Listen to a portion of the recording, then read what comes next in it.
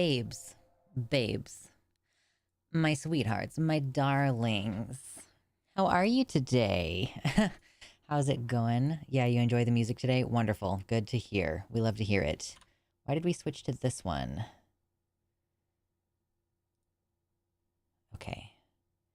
Hi, thank you. Yes, I was like, I've decided in the very short period of time before stream today that I'm gonna dress nice. Yeah, my hair is a giant, giant mess as well.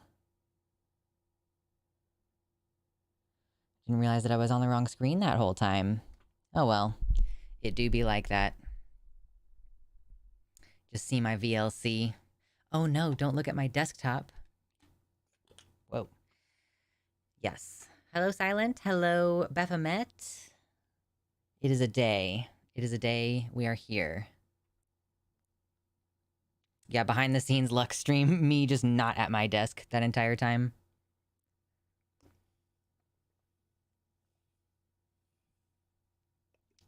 Wonderful. Drink water, everybody. It's the start. Did bugs die? No, I don't even know how it ended up on that screen. I'm just like, I have no idea. This is why I need a third monitor. My desk is too small. I need the third monitor so that I can, like, have Streamlabs open. Because as it is, I don't have enough screens to be able to monitor everything all at once. But as far as stream gaffes, that was not very high on the list in terms of bad things that could have happened, I suppose.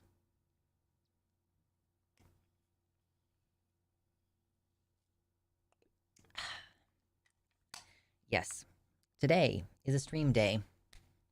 We have stuff to talk about.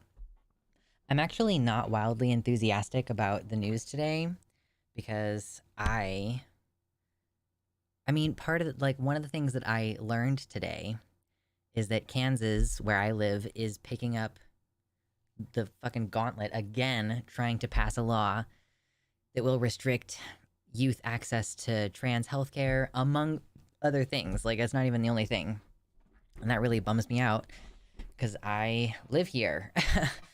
And so I just, man, that really nerfed my desire to do the show today. But it's like, well, it's bad news. We might as well cover it. Dude, these gnats are off the fucking chain, not doing good things by getting in my face. Anyway, I would not recommend a cinnamon wine, $5 cinnamon wine. What? You're telling me that $5 cinnamon wine isn't good? Hello, Ms. Milena. And Kitty Tick, hello. I didn't say your name earlier, even though I was reading it. Good morrow, good day, good afternoon, whatever time it is for you. So, no Goop Daddy. No. Thank you. Yes, I decided that I am death today. I think that's what I decided. I was like, I want to wear something kind of vaguely goth-ish. But I also have to, you can't see my arms because that's the stream goal. You can't look at them. They're not for you. Secret arms. So that's why it's like a scarf thing. But you know, gotta cover the goods. Keep them contained. Keep the goods contained. Like, does that also kind of does something? I don't know. We're just trying things out. Whoa, whoa, whoa, whoa, whoa, whoa, whoa, whoa, whoa, whoa, whoa, whoa, whoa, whoa, whoa, whoa. Yeah, it's a scarf. Scarf. Waving. It burned worse than cheap vodka and didn't get me nearly as drunk. Oh yeah, wine is not the most delicious. Just so everybody knows, FYI, I just made some kind of tweaks to all the stuff in my merch store. So if you're interested in checking out the links in the description, I changed the design and I tweaked some of the prices. So some of the prices came down a little bit if you were thinking about getting some merchandise but hadn't already. Thank you, Ms. Milena, for the tier 1 sub gifted over to E. Lawrence. Hello. What's up, Blue Sow? Wine is the worst. I recently got a hangover and it was from wine. So, just so everybody knows, this is the beginning of my show. We always kind of chill and talk about whatever at the beginning of the show, and then as we get further into it, we'll talk about the politics stuff. This might honestly be a little bit shorter of a show than usual, just because I am tired. Like this week, has anybody else just felt like your recovery from daylight savings time has been really difficult this year? Like, I'm not sure if I'm messed up for like the entire rest of the week, usually. Maybe I just haven't been paying attention to it in the past, because I know that usually I feel like crap that day, but then, yeah, I'm noticing that it's still. Last night, I woke up constantly for some reason. I don't know why. So the last several nights, I have just not gotten a very good night's sleep. Here's my newest theory, everybody. You might even say it's a conspiracy theory. That's just a theory. A conspiracy theory. Thank you again, Ms. Milena, for another tier 1 sub gifted over to Blue Sow. White name! Mayo side, indeed. Thank you very much. Enjoy your dicks, everybody who's just gotten a gifted sub. Here's my new hot take conspiracy theory about daylight savings time. It's a siege tactic. I think it's a siege tactic. I think that it is intentionally at this point. So, okay, the purpose of a system is the outcome of the system. So if the system has an outcome such as increased cardiovascular events for the following week, increased car accidents for the following week, at least, potential negative ramifications for marriages and relationships, like, it seems as though knowing all those things and the fact that they're sticking with it anyway indicates that that is, at minimum, an acceptable outcome, and at a certain point, you might as well just call it an intentional outcome, because they're doing it still knowing that that's the result, like that it literally kills people to do daylight savings twice a year. And I think that it's disruptive enough to individuals that, and it happens like twice a year on clockwork, I genuinely think at this point that we're in an adversarial relationship with our government. They are deliberately shitty to people. Like they will reduce the amount of time that you're supposed to isolate with COVID because of Delta Airlines lobbying for it, to the point now where there are no isolation guidelines, essentially. You know, like, they don't care about you, and I don't think that it's just that they don't care about you. I think that they are actively undercutting our ability to function and be healthy on purpose. And daylight savings is one of those tactics. It's a tactic that attacks your sleep and therefore your ability to function, in the same way that having some guy blow a trumpet horn super loud outside the city walls is like a siege tactic to prevent the people in the city from getting a good night's sleep and therefore being able to fight effectively. I don't know if that makes me actually crazy, but yeah, I've become a person that I was not expecting to become with this particular thing in mind.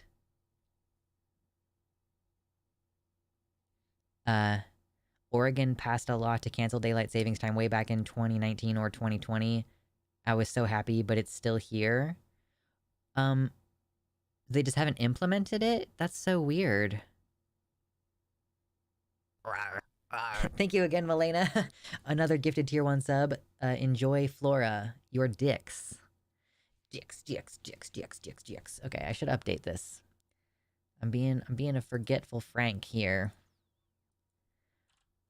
Number go up. Burr. Thank you. I don't know what is happening. Right.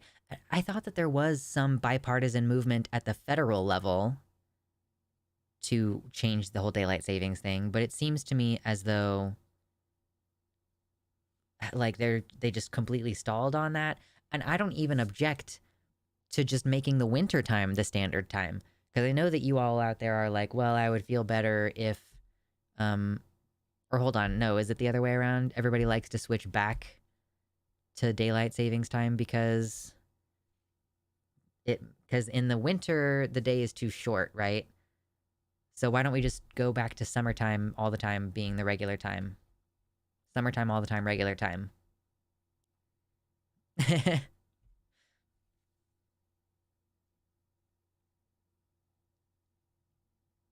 What's up, YouTube chat over there? People forget how much DST bothers them after a few weeks and they give up. Maybe. I'm just so mad. I'm so mad about so many things. It's so cringe. I think Big Clock is behind DST. True. Like, whatimeisit.now.com has an agenda. In Ireland, the summertime is the standard time. We move backwards in autumn. So do we. Yeah, like, so I mean, it's the same thing that we do over here.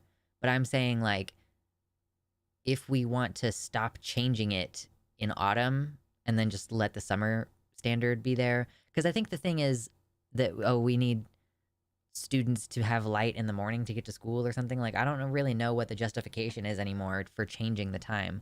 Like, let's just keep what we do. We currently have the summer, and everybody seems to like that better. Because in the winter, it means that, you know, right now, the way that we're doing things, you get home from work sometimes and it's already dark. And I think a lot of people would rather go to work in the dark.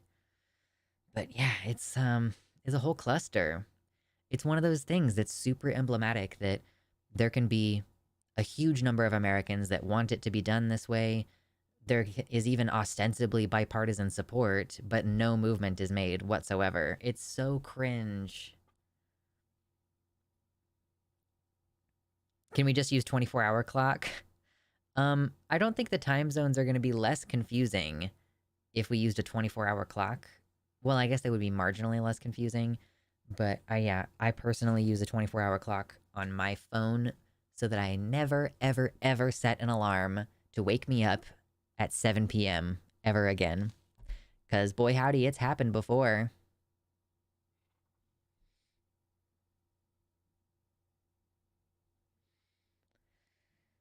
Oh, goodness gracious.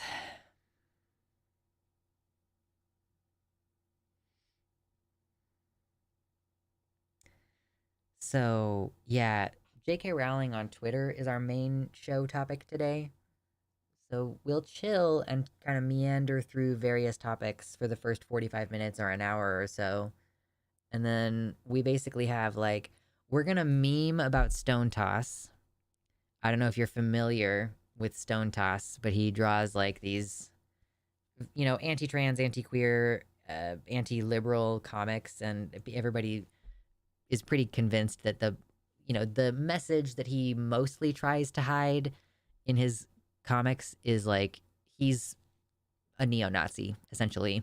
But now there are actually people, like, who have doxed him, essentially, and so we know his name and, like, a lot of personal details about him that I think are pretty funny, which I don't really intend for it to be a segment on the show, but we're going to be talking about it on the stream, you know, just for fun, just to meme.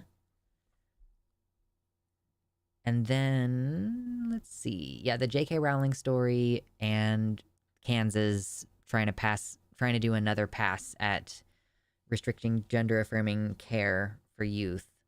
And those are, like, my main things tonight. I had something else that I saw on my Twitter timeline, but I think I forgot to, like, retweet it.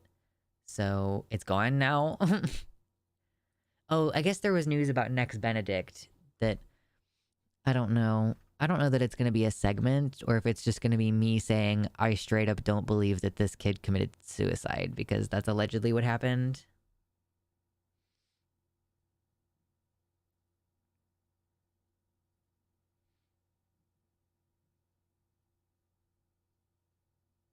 It's 2024. Everyone but liberals are anti-liberal.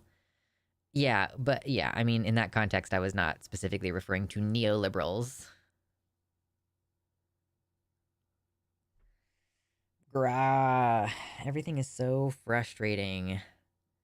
It's like I don't know how to square the feeling that I am kind of impotent versus the knowledge that all of these systems are upheld by individual people. Holy cow, Malena. 3 more gifted tier 1 subs going out to Darth Gently, Silent, and Timerinia. Just gonna sweep a few because I keep seeing new ones. Thank you very much. I appreciate it. It definitely makes it worth it. That, I was actually kind of thinking about canceling stream today. So at least I feel like, okay, well, it was worth it for me to come here to see you all, to make a little bit of money, put the money in my pocket, save it for Chipotle later. I don't actually eat Chipotle very often anymore. But yeah, it's much appreciated. Everybody hanging out, y'all are the best. There's like 60 people in here right now and only 30 some odd likes. Pump up those numbers, horties. I was thinking about maybe grabbing my black lipstick and doing my top lip just for this stream. Malena with a perfect cover for wanting to see Lux flex.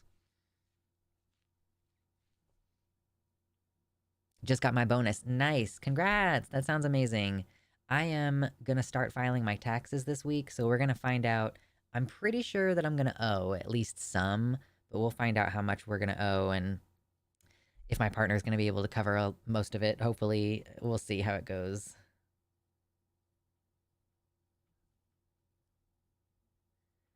Hey! Super chat over there is gonna take a minute to pop up on the screen. They're kind of slow coming through. But thank you, Jonathan, for a $20 donation over on the YouTube chat. Much, much, much appreciated. The donos on YouTube chat don't come through until next month, but hey, I will still honor it as part of the system. Amazing. And that is apparently your 10th super chat ever.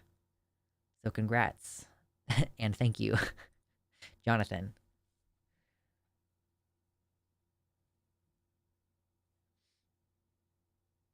You have heard of pussy and dicks. Now get ready for pussy dicks. Listen.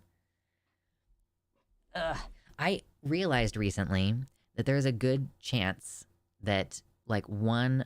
Okay, so we're about to hard shift gears, just fair warning, into talking about transgenital surgeries. So, I have been recently thinking, oh, I'm not actually sure if I would want to get phalloplasty because the erectile device needs to be replaced every 10 years. But I think that might not actually be true for the kind of erectile device that I was hoping to get anyway. So, like, it might have a lifetime guarantee because some of them have, like, a mechanical component because they can go up and down, like, in hardness. And there's a mechanical component there that can fail and that you want to replace every once in a while. But with the one that's more stationary, I might not ever need to get that one replaced. So I'm going to look into it a little bit more. It's still, like, something that's going to cost $40,000. So I'm not really, like, ready to pursue bottom surgery yet, if at all. But I would like to imagine that I will be able to someday. Oh, man. It's just a matter of, like, I can see that the United States economy is on a trajectory toward collapse, and that it might be hard to get ongoing medical care if I needed a future surgery to, like, repair or replace a component of my penis, hypothetically. So, yeah, anyway. I've become an apocalypse prepper person. I still live in a rental, so there's not, like, a lot that I can do to prep, but man, that is... If you're here for, like, goth, femme, twink, non-binary person, goes full prepper, garden, gun mode, like, and hang out with us. We're anarchists here. I'm an anarchist. I can't speak for everybody in the chat. I thought about getting a nullification done, TBH. I hear good things about nullification for the folks who want it.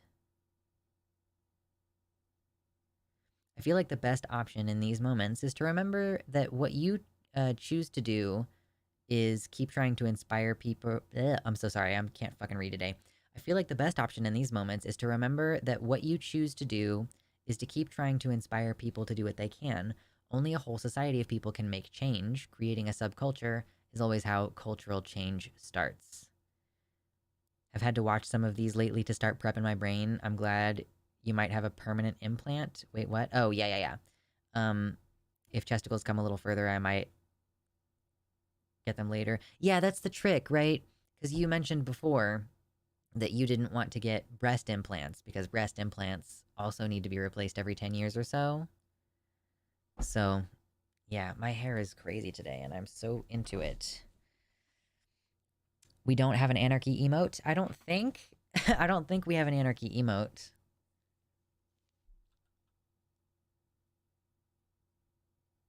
Are there any, like, commie emotes that we have either?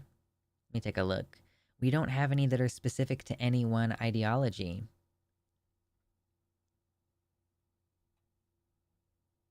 We do love the emotes, though. Shout out to EB the Purple, who has made all of the emotes. And not all of the emotes. 2 of the emotes were made by a chatter called Blue Spectrum.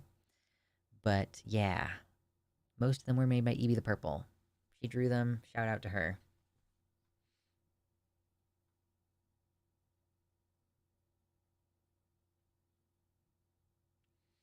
I love my place in central Oklahoma and want to stay here. Just planted an apple tree and a blueberry bush. Got a new flock of chickens thriving. It's just so damn MAGA now. Yeah, it's not only increasingly politically hostile where I live, but it's also, like, going to be increasingly hot.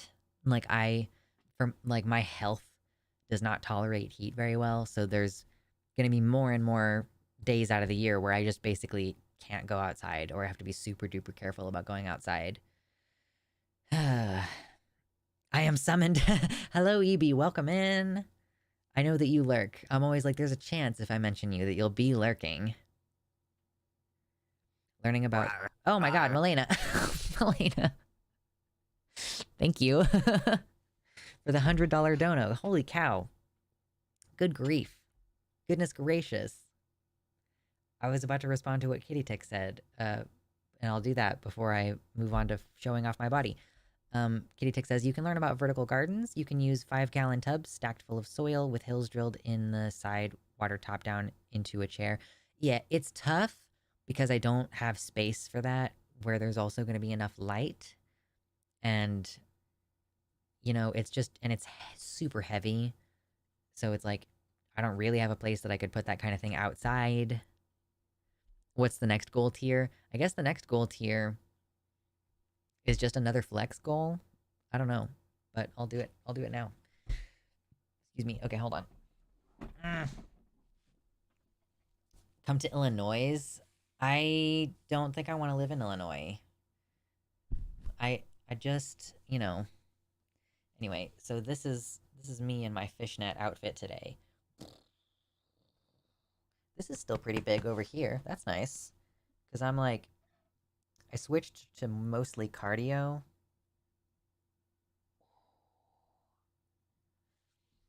But I still have plenty of definition. I want to get more definition back here. It's better than it used to be. Like, that's... Ooh, that's nice. It's like... There's a little bit of squish, but then it's, like, nice and hard under there. And it's kind of cool how with the fishnet, you can kind of... In some ways, it accentuates the lines. In some ways, it hides the lines, but...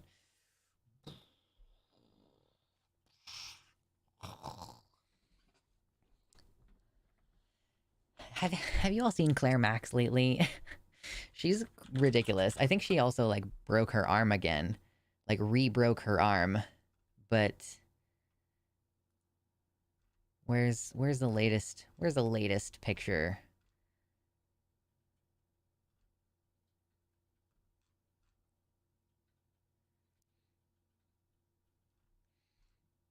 I guess this... God damn it. Gnats in my face. I guess that this one... The most recent picture of her doesn't show off her definition quite as much, but it does still show how massive she is. She's so big. I love her. I don't think I want to be as muscular as she is because, first of all, I don't necessarily want to be this vascular. But, like, damn, it's hard to argue with the results. Here's a good one. Like, damn, she is my inspiration. She is the reason I still have Twitter. Basically, the reason I still have Twitter. Oh, my hair is such a mess right now, and I don't want to change it. Okay, here we go. Gotta get some rotation in. Okay, where's the stream goal thing? Now, I don't know. Do I just flex again? We'll find out when we get there. If we get there. Big if. She gets people assuming she's trans so often it's kind of absurd. Yeah, literally, like, today even, or yesterday maybe, I saw people saying that she is, like, oh, she posted on International Women's Day. That's what it was. And then she started responding, going, yeah, except no, I'm not. Where did it go? She tweeted about it. Where did it go? Oh, I see what happened. The tweet got deleted. This was like a TERF was saying, "Oh, why are you trying to crowd in on International Women's Day? You're just a man," or whatever. I can't remember what the exact phrasing was, but any woman stronger than me is trans. True. Yes, She Rage, Princess of Pain. Claire Max is her handle, so that's what happens in my head.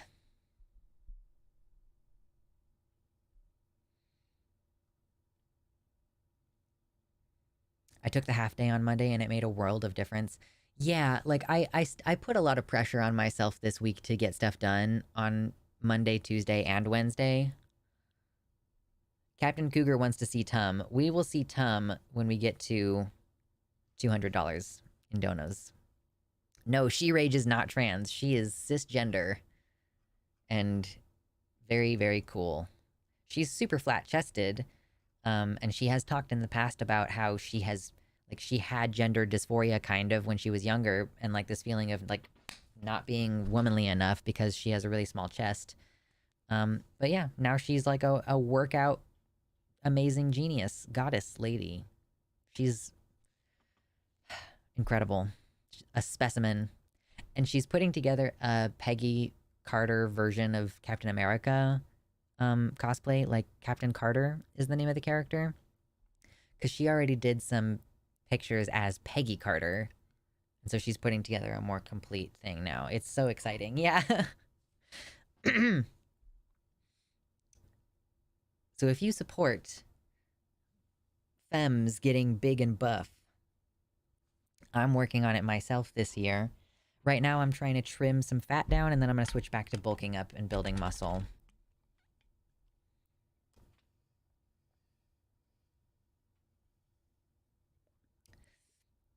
Andy says, I thought it's the case that cis women end up having more testosterone in their bodies than trans women. So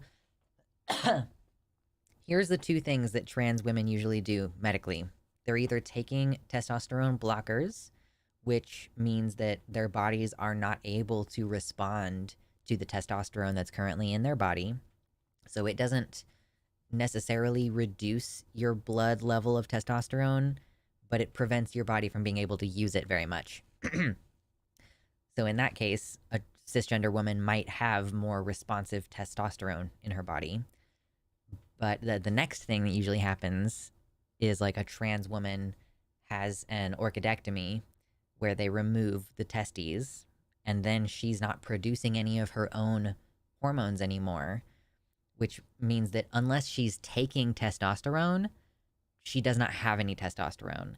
So that is why a lot of trans women have like a lower testosterone level than their average cis woman, because they often have the organ removed that makes testosterone. And so it's like, yeah, unless they are actively making a choice to take T, and some women do. I've seen people take like I feel like I've seen people do like a testosterone gel, but maybe I'm thinking of estrogen gel. Like just a local testosterone gel if they're experiencing like issues, but I'm not sure actually if that's the case. I might be getting something mixed up.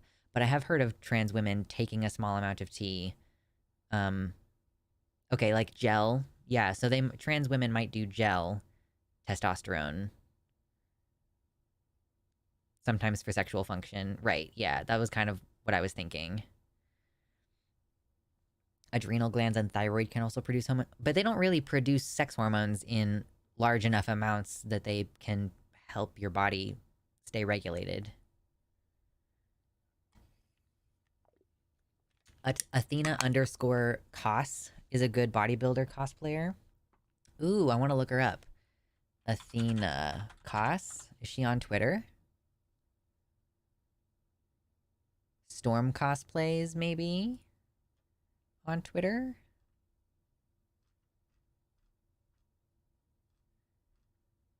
Show me a picture of you. I don't want to scroll through a bunch of retweets. That's too many retweets. This person's gonna put a lot of extraneous shit in my timeline.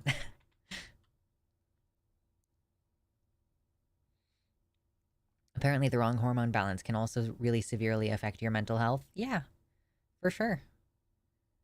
I've heard of estrogen gel locally used for atrophy called by tea in trans dudes. Yeah, I'm familiar with that. Yeah, like using estrogen cream around your genital area to reduce atrophy and increase like mucosal production.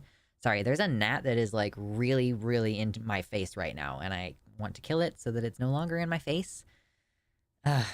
It's not dead. It's still flying around. Too low T or E. God damn it. Did I get it that time? No? Yes. Yes, I killed it. Okay, I did it. Go me. Get in the trash can. Okay. Sorry, too low T or E below maintenance levels can have adverse effects for everyone, regardless of what your dominant hormone is. You looking fly AF today? Thank you. Thanks. I was feeling cute, I guess. I don't know. I rarely get the urge to dress up in any kind of fanciful way lately, so if it happens, I'll take it. Cool.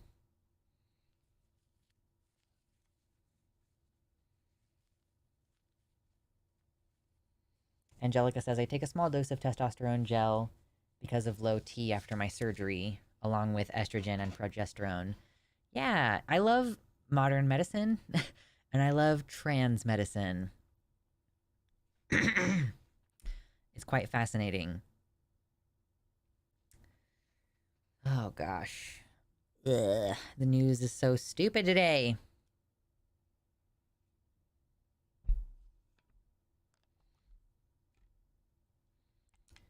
All the goilies say I'm pretty fly for a trans guy.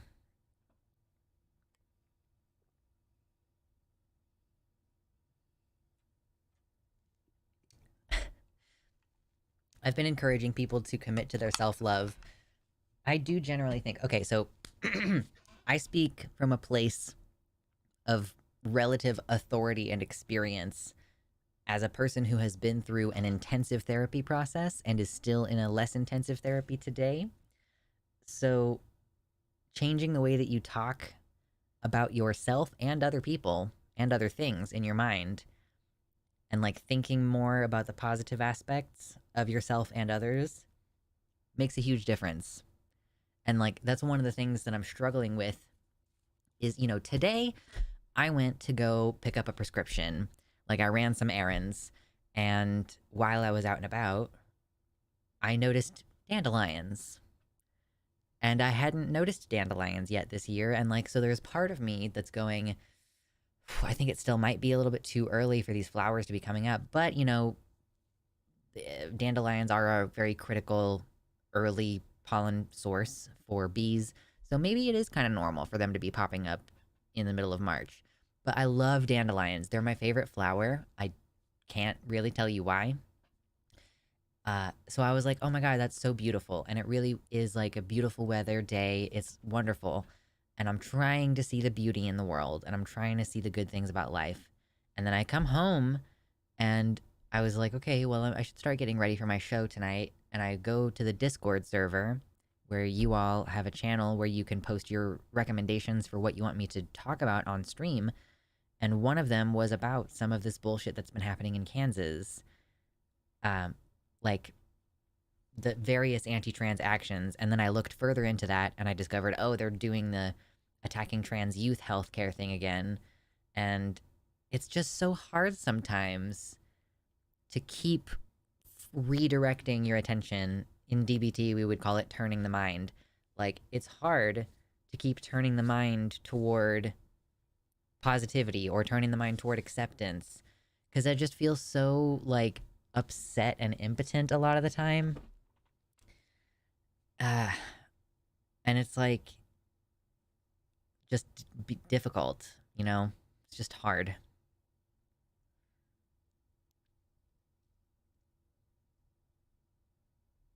Jonathan asks, do you know if taking hormones is a thing that people could do for health reasons, like supplemental for cisgender people, or is that not a thing? It is. Yeah, it is a thing. So cisgender women start to produce less estrogen the older they get. That's why sometimes older women will have a little bit of a mustache, is because they have less testosterone, but their bodies are still making the same amount of testosterone that they would be because all bodies produce both hormones. And sometimes they will take estrogen, and that's called hormone replacement therapy. There are risks associated with taking estrogen, like it can increase your risk of stroke for females, but like, I mean, I guess for everybody, but for older women especially, that is one of the concerns about like not wanting to take estrogen, because the main thing that's bad about not having the estrogen is like because it can increase your like it can decrease your bone density, therefore increasing the chance that you'll break your bones. But yeah, and then there's men who even young men sometimes can get a prescription for a testosterone because they because they have a hard time building muscle or because they have a hard time keeping an erection. Like there's all kinds of reasons why a cisgender person might go that route, and it, you know, it's that's one of the things that we argue now in the trans community, that like it's not fair that a cis person can go to the doctor and say, I don't like that I am not able to build as much muscle as I want, so I want my testosterone levels checked. And then if your levels are like in the middle to low end of the range of like, this is an acceptable range of testosterone in your blood, like you could probably get a prescription even if you're right in the middle of the range. If they're like, well, you know, in order to address these dysfunctions and improve your blah blah blah, like they might give you a low dose testosterone. So why is it that a cisgender person can go to their regular doctor for the most part and talk about these hormonal interventions, and like cis women can access estrogen via birth control super easily without having to have a formal diagnosis at all? No diagnosis in the process of a woman getting estrogen for birth control, right? But then trans people have to go to specialty clinics, and we have to have extra psychological screening, and like sometimes therapy is required by our insurance before they will cover hormones, right? So yeah, cis people have gender dysphoria, and cis people get gender affirming care in the form of hormones, in the form of hair removal, in the form of hair transplants. When men have that weird hair transplant thing done where they take a bunch of hair follicles from the back of their head and they put them back up here because they're getting bald, that's gender affirming care. And it's just normalized for cis people. Like, it's not pathologized, is the thing. Anyway, Milena, thank you. Mayo side for another tier 1 sub. I appreciate that. Flake, enjoy your dicks and various other emojis that you now have unfettered access to for the next 30 days. Since Captain Cougar is in the YouTube chat, if we get to $200 today, I will show tummy. which is kind of annoying to me because that's the part of me that I'm trying to reduce the size of right now. It's not crazy or bad or anything. I'm just trying to lose like 10 pounds. But yeah, still, I'm like, bleh, softer than I want to be. There are 70 people in here. We're going to switch to the news momentarily. Hit the like button in preparation for the news. Or if you hate us and you want to leave, then you can also hit the like button before you go. That's the least you can do, because it's free, it's quick, it's clean, and it's pure, like Zydrate. I'm fully in my goth mode. I'm mentioning Repo the Genetic Opera. Show back muscles instead. I have not figured out how to flex my back muscles. Not very much anyway. I can try.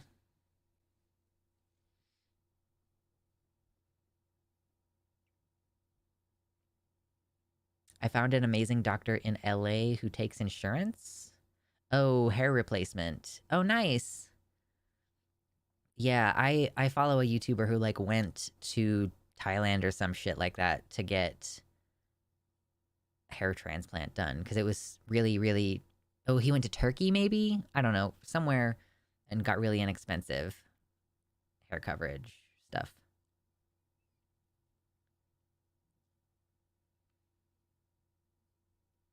JKR is completely mask off. We're gonna talk about it.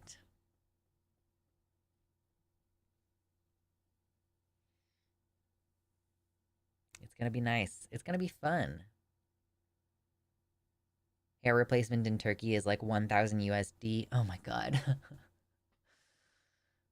Why can't I want things that are relatively inexpensive? If I needed a procedure that cost $1,000, I could probably just like do a short GoFundMe or even ask my partner to help, and like I would be able to get that. Why do I need a procedure that costs $40,000?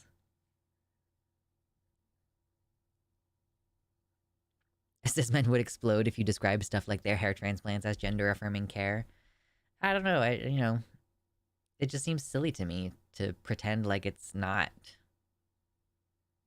Can't wait for the crickets from the people defending buying HL last year. Yeah, that's the thing. Like, there's some current video game project that J.K. Rowling has been, like, apparently she's directly involved, so people are even more upset about it than they were about Hogwarts Legacy. And so she's involved in actively ongoing projects, but also denying that trans people were targeted in the Holocaust.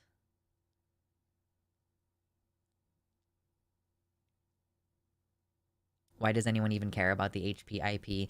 I did just see she played the herbology teacher or whatever. She was like the head of Hufflepuff House. Um, the actress who is like kind of short and she's quite fat and she plays like a very kindly woman in the series. Miriam. She was just saying recently like that she's almost kind of worried about Harry Potter adults, people who are adults and are still into Harry Potter. She's like, that was like 25 years ago. It's strange that these people are still so involved with it. You would think that you would grow up at a certain point. Was she joking? Why are there so many gnats, dude? It was like not been like this all day today. They're fucking everywhere. Just read fan fiction, folks. I'm gonna tell you guys something that you might find amusing or cringe. I have a tattoo on my body that is from a Harry Potter fanfiction alternate universe story.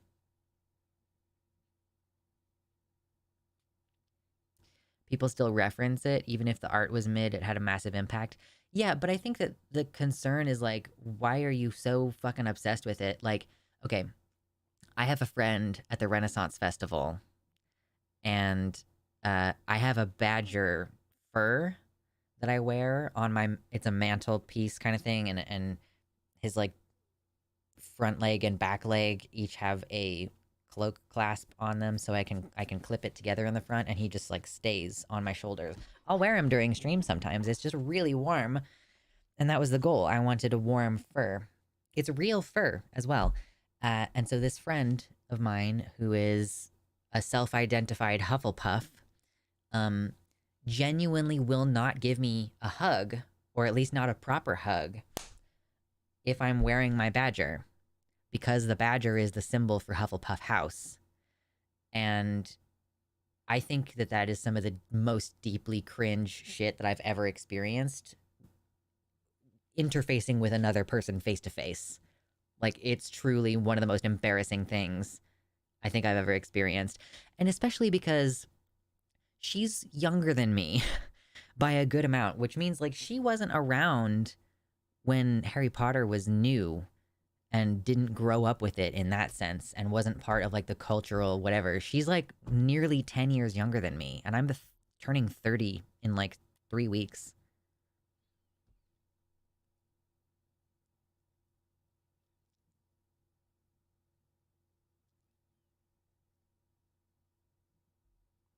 They feel like Disney adults, but I kind of get it. The world really sucks right now. Anything that taps into the comfort from easier times is really precious to people.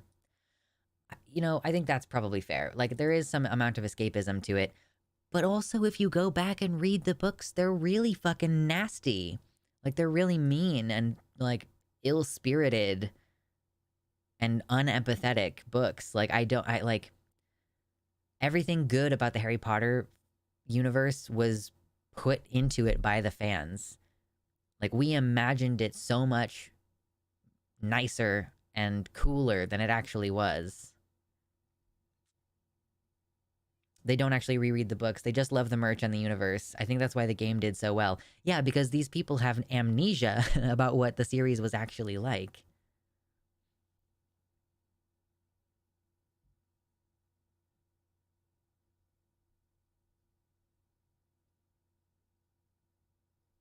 Yeah, the whole house slaves thing.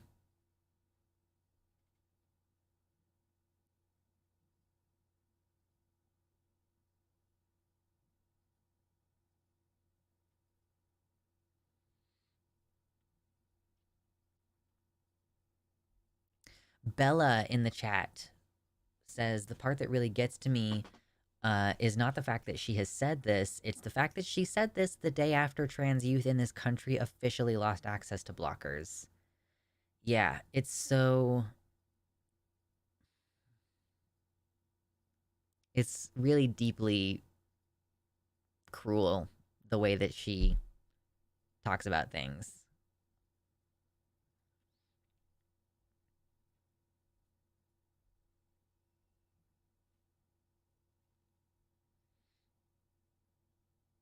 The whole series has the enemy has good ideas actually, but let's have them murder innocents so we can make them evil. Yeah, I mean, if you go over and watch Sean's video about Harry Potter, one of the things he points out is that in her universe, there is no such thing as like a good action and a bad action, but that there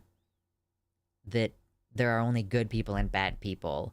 So when our main characters fat shame the Dursleys, for example, that's considered a good action. But later in the story, when people are fat shaming Molly Weasley, that's treated as a bad thing. And our characters even describe Molly as being like plump instead of like fat and mannish, which is how some other fat women are described, they're bad women though. Like, women who are villains are fat and ugly and mannish in her series. Oh yeah, the series was yeah, it was crazy. And I know that the game was weird and different, but still weird.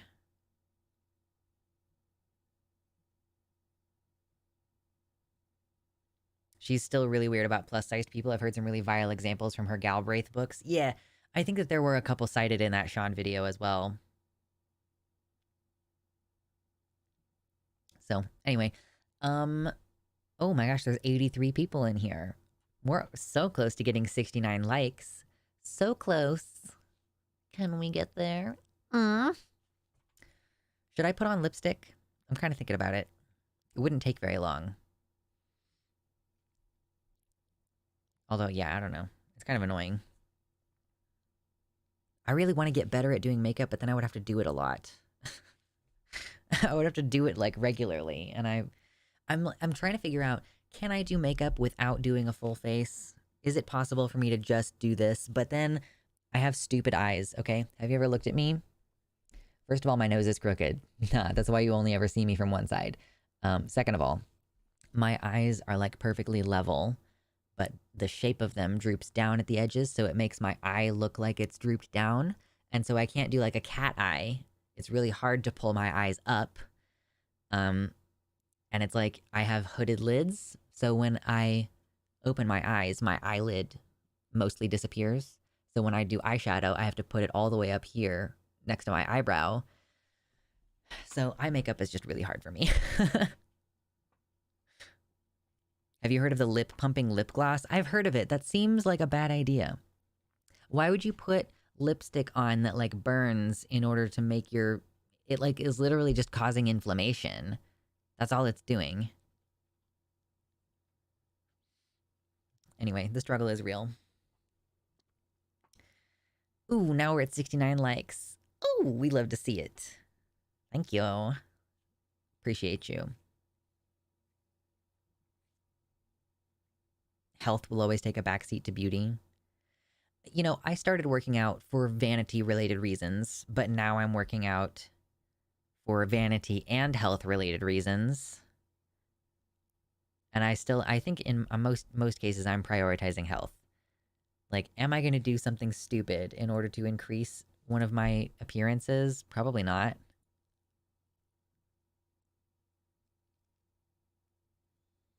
What if I had 69 lakes? It would be nice. That's quite true. And 85 concurrent viewers. Y'all, it's a good day. Oh shit, I have therapy. Hey, listen. Thank you. I had therapy today as well. Have fun out there. Good luck. Be good. Why don't we do something? Why don't we do some kind of segment? Do we do stone toss? Do we want to talk about stone toss?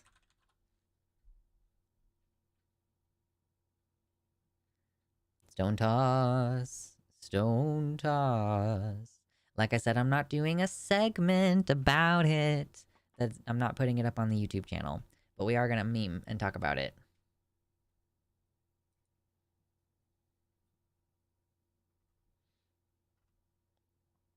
Oh, well, that's funny. Now I want to check.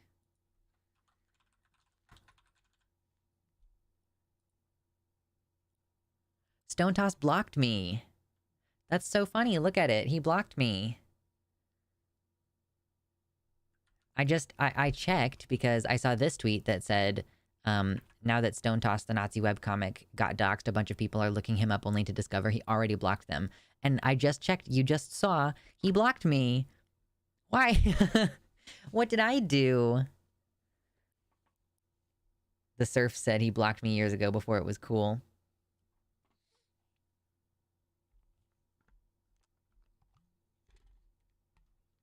Okay, where is the master thread?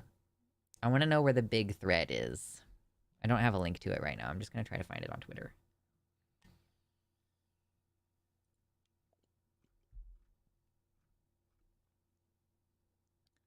Okay.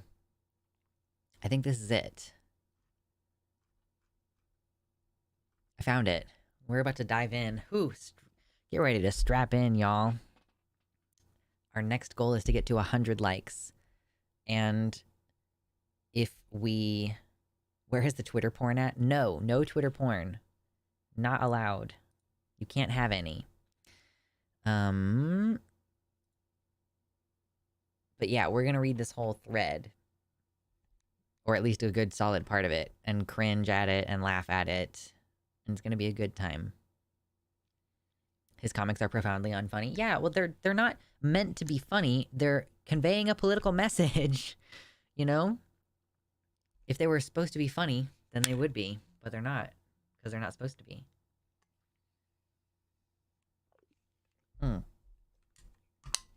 Oh yeah, so our current goal is to get to 100 likes on the stream. That's solid good shit. And then also, if we get another, what is it, like $45? I'll show off more of my hot bod. Somebody wanted to see Tum? Show off Tum. I'm not wearing leggings, so I can't show off the the quality of like my ass increasing in size as I've been doing stationary bike 5 days a week. Okay. No tum, only guns. We could do both. We can do both. Beg pardon. Excuse me. Oh my god. Oh, I finally purchased for myself one of my own hoodies from my merch store. And it'll be here before the end of the month. And I'm so excited that I get to have my own merch. I got myself a hat, but I ended up changing the design, so I don't know who Fresh and Fit is, so I don't need to know. All right, let's zoom in on this, and we're gonna read it. We're gonna read it. Brace yourself. Whoa, brace yourself for some deeply unfunny and cruel cartoons, serious cringe, and regenerating foreskins. This is long overdue, and yeah, so strong content warning. I don't know what exactly a content warning is for, but it's a content warning. Meet 34-year-old Hans Christian Grebner of Spring, Texas, better known as the racist and anti-Semitic comic artist Stonetoss, as well as, wait for it, the racist and anti-Semitic comic artist Red Panels. So apparently, Stonetoss had some other other comic previously, and on February 2nd, 2017, the quote artist Red Panels memorialized his retirement by lowering his character into a molten vat, a la the Terminator.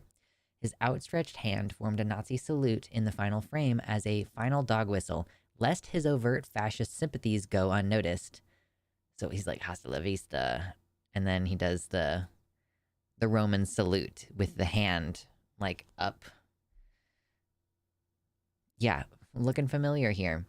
In July of the same year, Stonetoss debuted with a 3-panel cartoon showing a buffet of international food that culminates in a pile of shit bearing the various countries' flags.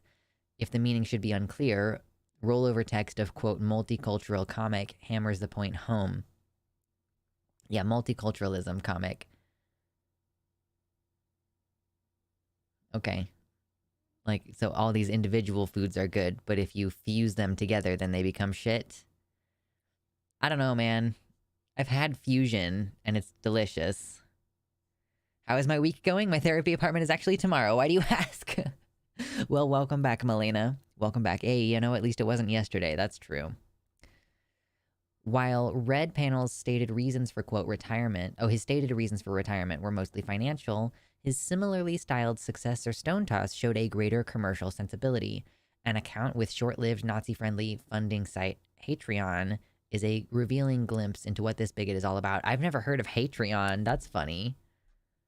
They created an entire... Okay, this is not a screenshot of a Patreon page, according to the community notes. Interesting.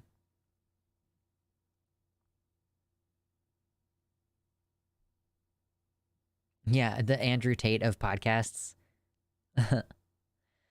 Identifying as a, quote, thought criminal, Stonetoss described himself as the, quote, psychic chemotherapy necessary to cure the world of the mental cancer spread about by the likes of assigned male liberalism in anti-Semitic parentheses and soy-based dieting. So this is just, he's a neo-Nazi, by the way, if it was unclear at any point.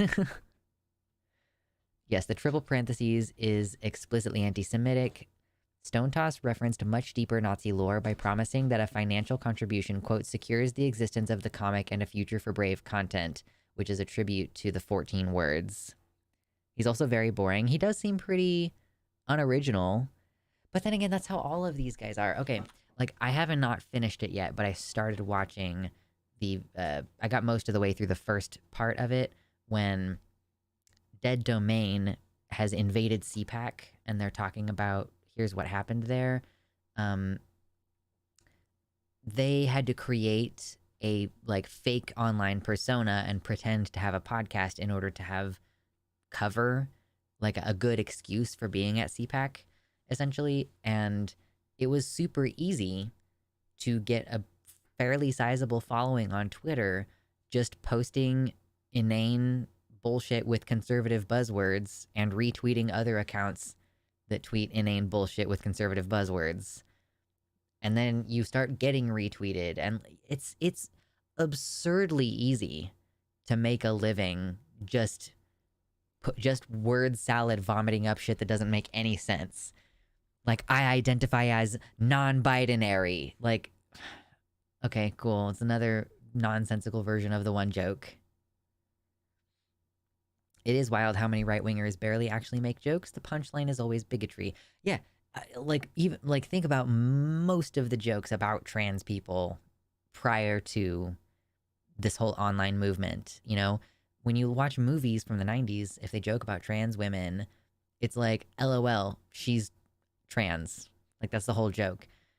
There's no nuance to it. It's not even actually funny unless you just think that the idea of trans people existing is hilarious and ridiculous and joke-worthy, you know? But it's like, okay, a trans person exists in your universe and everyone around them is treating them bad. Like, that's not very funny. Non-binary, yeah, exactly. Yeah, Dead Domain didn't ultimately end up needing ID to get past security. They were just like, for my so that I don't get doxxed for my personal safety, you know, I'm just not registering under my real name.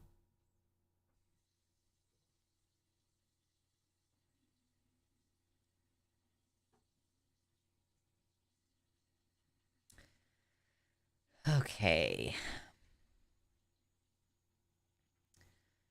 So stonetoss created the ownlibtards.com donation site with graphics that are depicting a pharmacist doling out red pills because of how they've hijacked the red pill metaphor. Yeah, you can purchase a $1,000 commercial reprint license. Wow, amazing. Stonetoss's shtick of blending conservative red meat moral panic issues with Nazi dog whistles is big business. Despite crying censorship at every turn, Stonetoss has amassed a huge fan base of followers with over 431,000 on Twitter, 142,000 on Facebook, and 108,000 on Instagram. Yeah, it's crazy how easy it is on these platforms that are ostensibly supposed to be for everyone, for basically like barely veiled neo-Nazis to end up with hundreds of thousands of followers. In 2021, Hans, his name is Hans also, like, how on the nose is that? An American from Texas, I believe.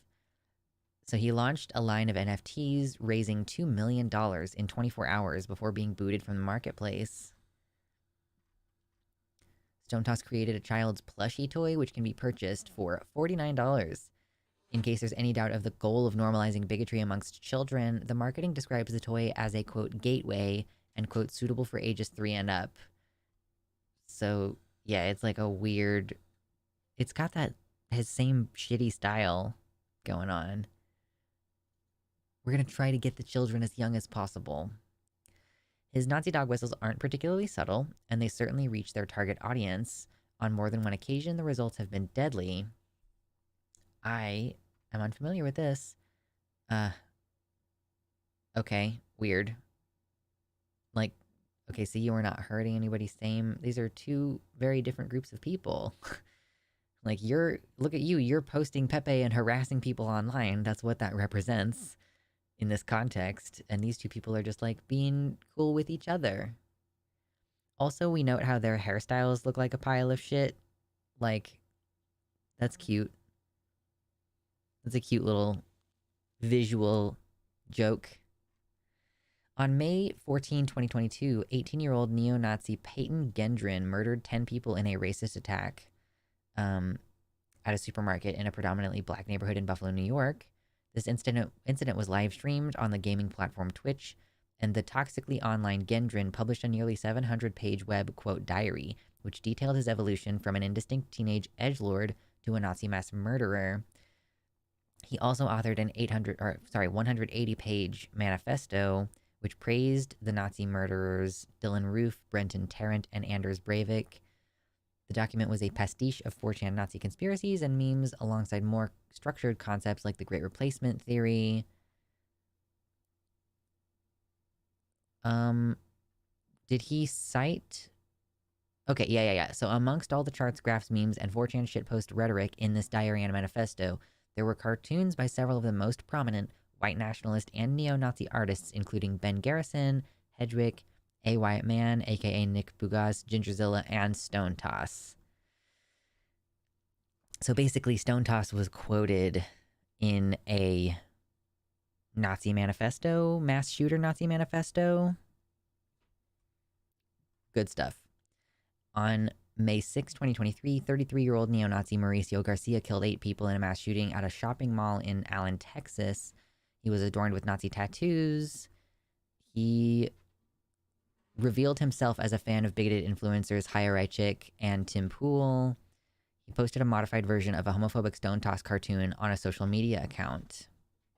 So that's not, I guess, quite as crazy as being directly cited in the manifesto. Stonetoss comics veer between disingenuous strawmanning and an irresponsible, quote, in Minecraft thumbs up. He frequently equates Nazi violence as a legitimate response to his long list of, quote, white grievances. Interesting. Let's see. Back then, video games caused the shooting. Now, memes caused the shooting. Warning, do not view this meme. Yeah, but homeschooled kids are weird, though. I mean, I don't know. I hate feeling like this is the least... I guess this is the least bad of the ones that I've seen. It's the least bad. Hello, Mama Mephistopheles. We're talking about the stonetoss doxx thread. Okay, yeah, weird dog whistles about mentally ill people. I don't know, super strange. One of the most insidious elements of the alt-right, modern neo-Nazi, and far-right movements has involved the appropriation of youth-oriented media and pop culture as an effort to recruit increasingly younger adherents. The graying of the far-right is a well-known phenomenon, with the exception of an inexplicable, albeit brief, burst of college-aged enthusiasm for Ronald Reagan. The far right has largely been dominated by aging baby boomers. Yeah, still wondering to this day how the demographics of, like, the voting demographics are going to change when all the baby boomers start to die off. Because I think it's like a pretty large portion of the U.S. population are baby boomers. I think it's like 100 million, right? Hold on.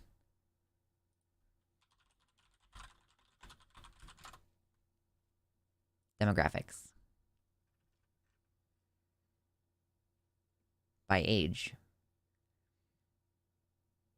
Okay, yeah. So this is by percentage, just looking at Wikipedia. So age, under 18s account for 22% of the population. This is as of 2021. 18 to 44 accounts for 35.9% of the population. And let's just say from 45 to 60, which I don't know, like, I guess 45 is their Gen Xers, but 45 to 64 years is 25, and then 65 and over is 16%. So, like, this ends up being more than 1/3, like, more than 1/3, roughly like 41% of US citizens are over the age of 45.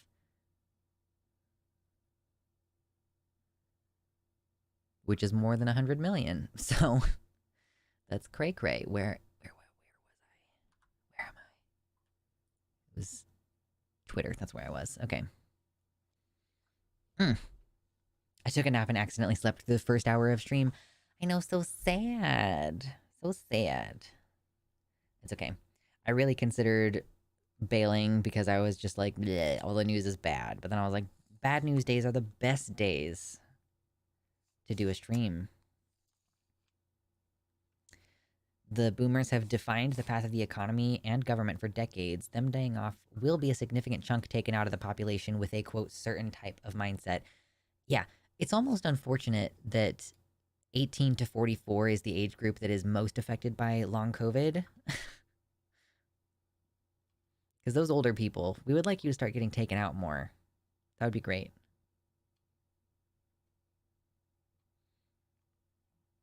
I did show the guns.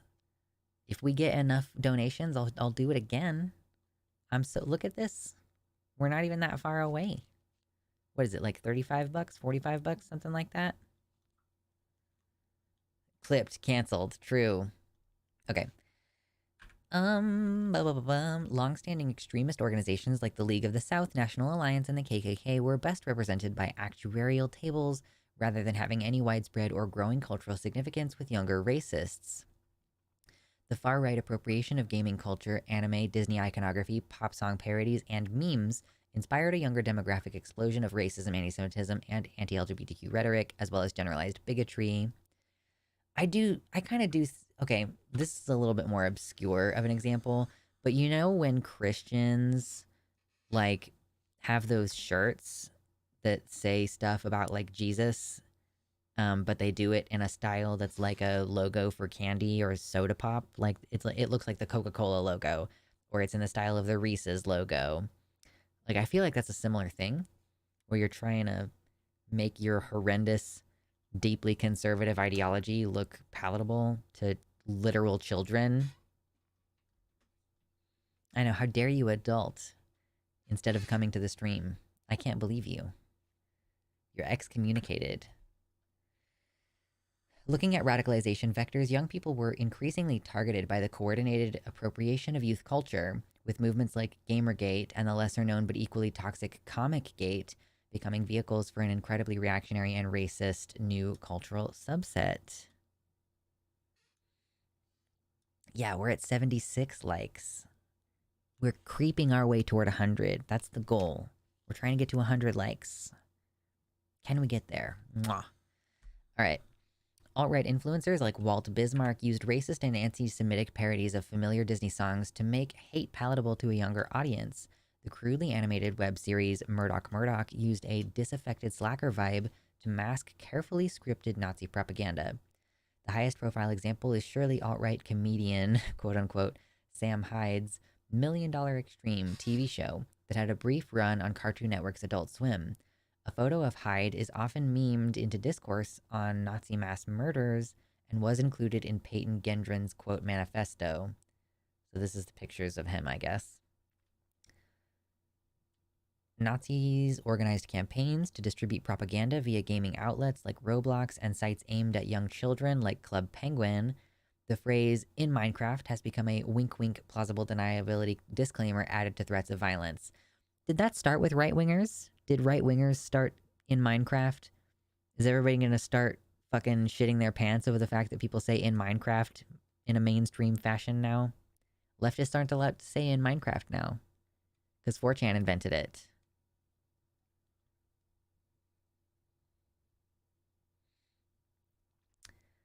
Bleh. Nah, let's steal it. True, that's how I feel about Pepe. In more recent days, middle-aged neo-Nazi members of groups like the Goyim Defense League have been aggressively targeting teenagers via loosely moderated web chats like Omegle. Oh, we gotta click show replies. We got to click it in. Neo-Nazi book publisher Antelope Hill has even produced a line of picture books aimed at very young children, which can be found at Amazon and at other prominent retailers. I'm not familiar with these books. I'll take your word for it. This youth targeting has yielded deadly results, as seen with the various pop culture and gaming references sprinkled throughout Christchurch Mosque mass murderer Brenton Tarrant's manifesto. Yeah, we recuperated Pepe. You can't have it. I first heard in Minecraft on H3H3 with Ethan saying it. Well, he has a giant audience, and it would not surprise me if there were some covert neo-Nazis in his audience where he's picking up that language from. I mean, you know, he is like a Zionist, so... right? Like, is that one of the most recent problems with H3H3 is his wife served in the IDF, right? Like, she's Israeli. So, anyway.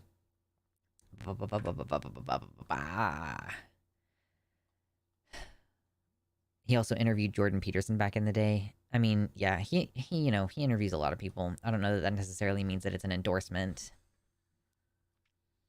As Tarrant live-streamed the killing of 51 Muslim worshippers, his exhortation to, quote, subscribe to PewDiePie became a meme we see replicated in the manifesto of John Earnest as well, who is a synagogue shooter. Stonetoss is very sensitive to allegations that he is a Nazi. In a now-deleted quote about me on his website, he offered a highly specific and disingenuous disavowal. He says, surprisingly, I am not actually a 90-year-old member of the National Socialist German Workers' Party. That's what people always do. They're like, well, I wasn't around back then, and there is no such thing as a Nazi that's not literally a member of the German National Socialist Party. It, like, I try my best to avoid overtly ableist language. Like, I mean, I guess I do. I'm like, whoa, this is crazy. But this person motivates me to be like, are you a dipshit? Like, I think you're a dipshit. But I know that he's not actually a dipshit. He's just a liar. Goodest faith argument. Truly. Yeah, the Richard Spencer defense.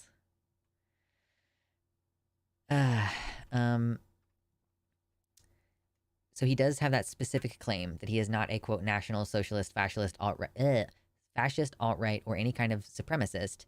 He notably doesn't say anything about racism, anti-Semitism, or all the other bigotry he promotes. Yeah, because he would be lying, I guess. Honestly, when these people don't even pretend to be against racism and anti-Semitism and stuff like that, I almost kind of appreciate that they are too compelled to be honest about their beliefs. Almost.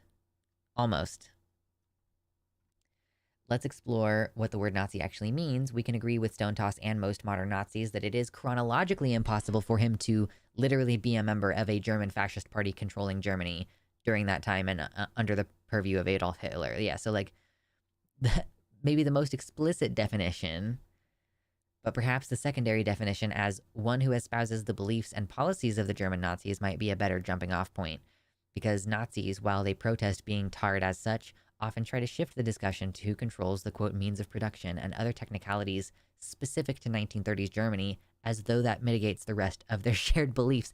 Yeah, I'm not calling you a Nazi. I'm not calling you a Nazi because of your, like, economic beliefs, dude. Like, I'm not calling you a Nazi because you want the trains to run on time or whatever. It's your social beliefs that make you, like, following in the legacy of the Nazis. I'm not critiquing your economic policy or your foreign trade policy.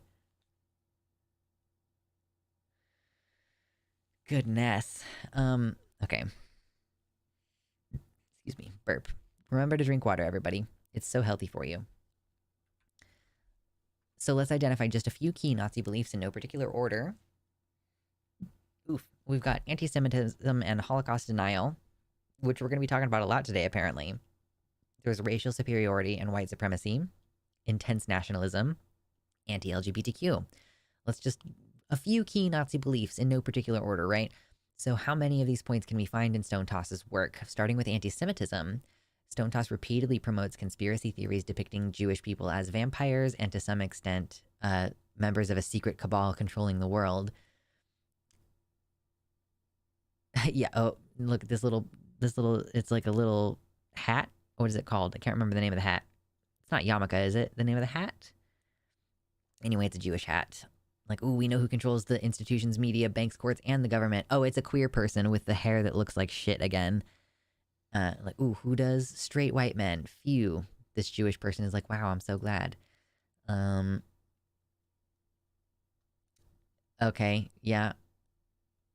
So it is definitely a weird practice that during a bris, or like the cutting of the foreskin of a Jewish baby, like, it is a weird practice that the blood is supposed to be sucked off by the rabbi in certain Orthodox practices. Like, it is weird to me, but this is insinuating that, like, this creepy shit is the explanation, I think, for what's happening in Gaza right now. Like, it's super weird. Yeah, this thread is the Stonetoss got doxxed thread. You can tell how well programmed a leftist is by how quickly they will rush to the defense of the most disproportionately wealthy demographic in the country, as though wealth isolates you from racism. Like, do you think that when, like, black people become wealthy, they are no longer subject to racism? Blood libel. Yes, it's blood libel.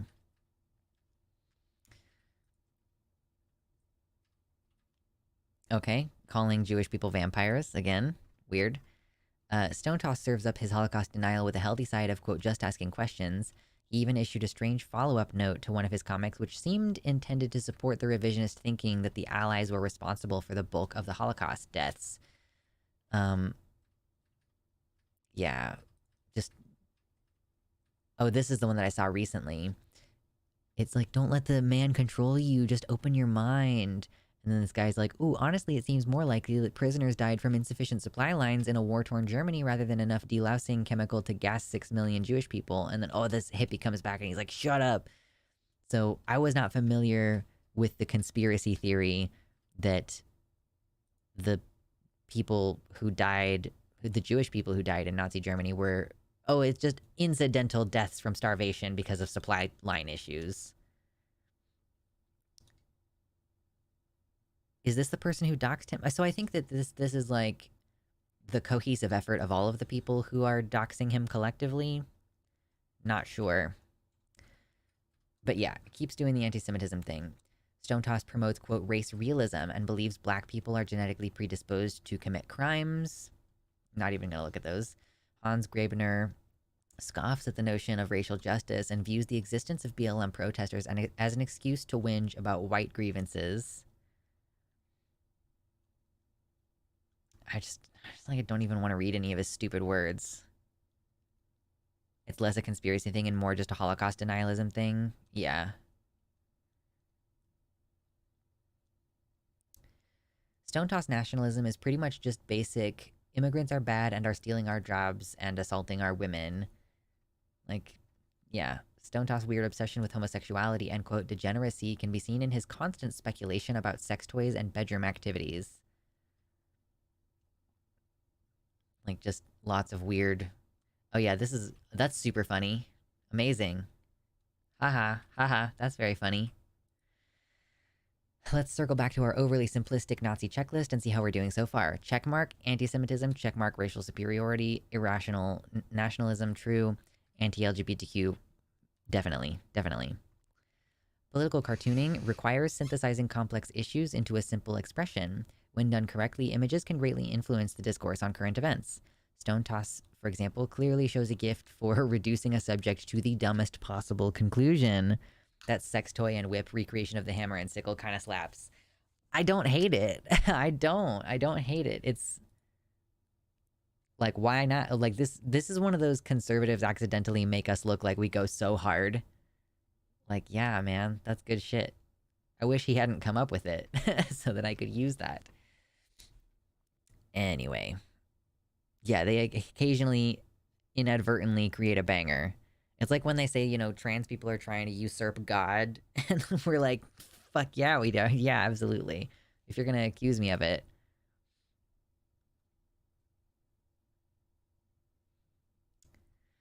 Okay, let's see, blah, blah, blah. Where Hans truly stands out is the extraordinary level of cruelty he brings to the art form. The joy with which he celebrates the misfortune of others goes well beyond gallows humor and into the realm of genocidal lust. Hans Graebner displays a classic incel mindset wherein all women are evil seductresses or haughty gatekeepers. Like, okay, walking away because he's a virgin, incel shit. This is a weird... What is this? Oh, it's like, this is the man who would have married you, except that you made yourself dirty by having sex with this guy with a gold chain on? Okay, weird. Incels. Society's most dangerous men. And like, oh, nope, it's black people doing crime again. Another perfect morning in paradise. Nothing could ruin this day. And then, oh, just Eve shows up. It's Adam and Eve in the Garden of Eden. And women ruined everything. The wham, and they ruined everything.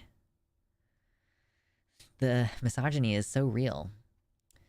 There's also dozens of comics about circumcision. Many are based in pure anti-Semitism, but others suggest a serious need to touch grass. Yeah, I forgot how much incels hate women. Like, how can you both idealize this thing and hate it so much? It's so strange to me. I mean, it's been explained to me. I've watched videos about incels and MGTOW. Like, I get it on some level, but it's strange to me because I don't feel that way, I guess. So, okay, so honestly, this is one of those worst person in the world you know makes a good point once. Like, is this the hospital where they do genital surgery on kids? Only circumcisions? Oh, walks away with a stupid face on. Like, yeah, that is not a bad point. Not a bad point. But he's the worst person you know. They're giving children transgender hormone treatments now. What kind of sick world messes with kids' private parts like that? Aren't your kids circumcised? Yeah, and?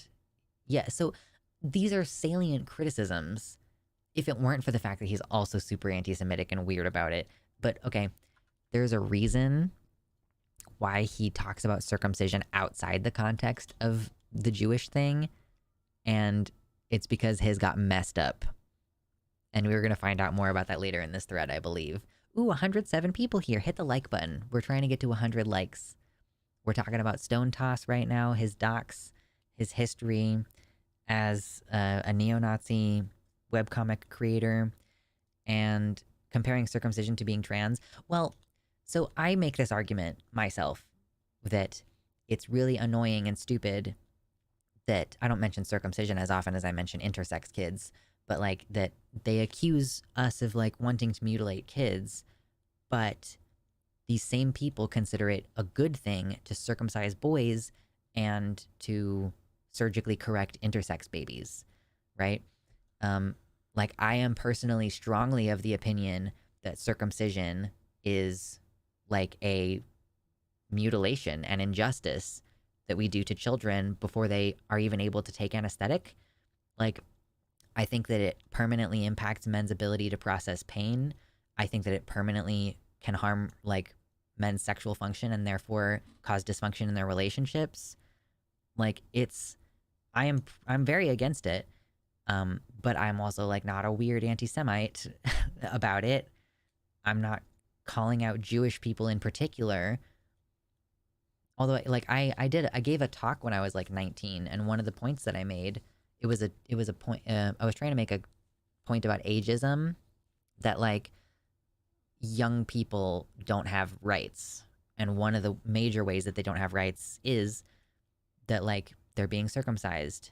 And I did mention that like there have been reported cases of a baby contracting herpes from the rabbi who did the bris and removed the blood of the circumcision with their mouth. Like, I've heard of babies getting herpes from that and dying. It doesn't happen a lot, but it does happen. And so, you know, as a person who stands against religious stupidity in general and against harm to children, I am strongly opposed to the practice of circumcision, and particularly strongly opposed to the practice of giving a baby herpes with your mouth. Like, that's crazy to me. But that there is a responsible way to talk about it. There's a responsible way to condemn bad actions without condemning an entire group of people. And it can be tricky, which is why I don't talk about it a lot. You know, proportionally, there are not very many Jewish people, and proportionally, there are even fewer Jewish people who hold to that orthodox principle of the rabbi removing the blood with their mouth. Like, so what point is there to bitching about it if it's very, very, very uncommon? Now, any child who dies from herpes from that situation is obviously a tragedy. However, like, compared to the prevalence of circumcision generally, or particular harms from Christianity, which is a much more dominant religion here, it's just weird to focus on because it's such a small proportion of the bad things that happen in the world.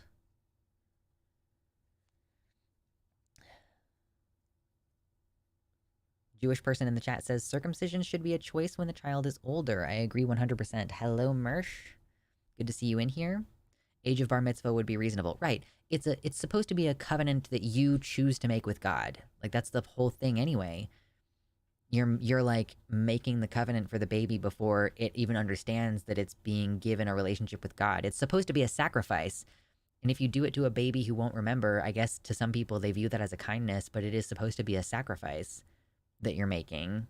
And I don't believe in any of this shit. I just happen to understand the context of what it means.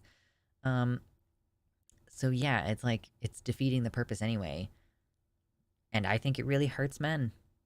This is the one thing that I'll be like, okay, you know what, men's rights activists, you're totally right about this. I have absolutely no complaints.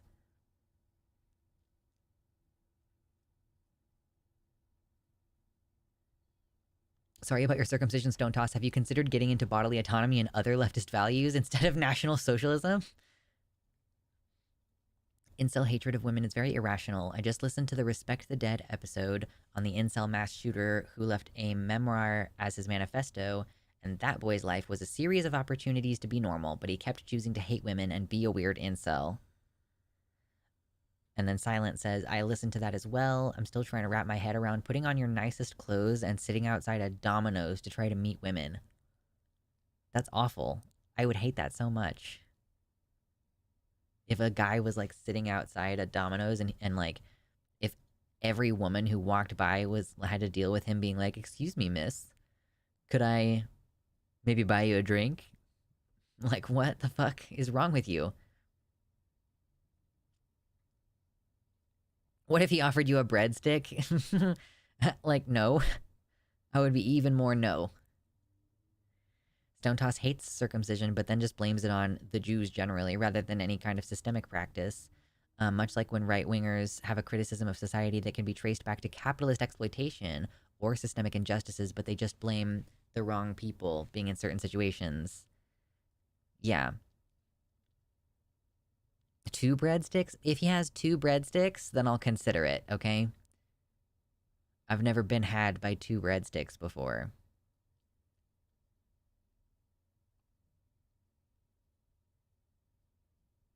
Free large pizza or no ball. He would have tossed his drink at you. Someone said he at least didn't approach women. He didn't say anything to the people at the Domino's. He expected them to approach him. Random guy.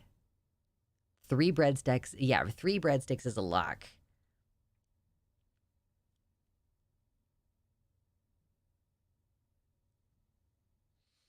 Oh, God. Okay.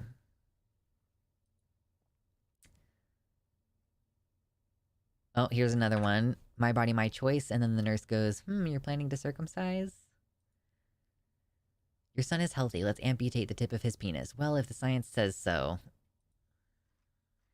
There are plenty of valid reasons to question the practice of circumcision, but you don't have to be a total fucking weirdo about it. 3 breadsticks to get breadsticks. True. I mean, if you have 3, that's impressive, you know?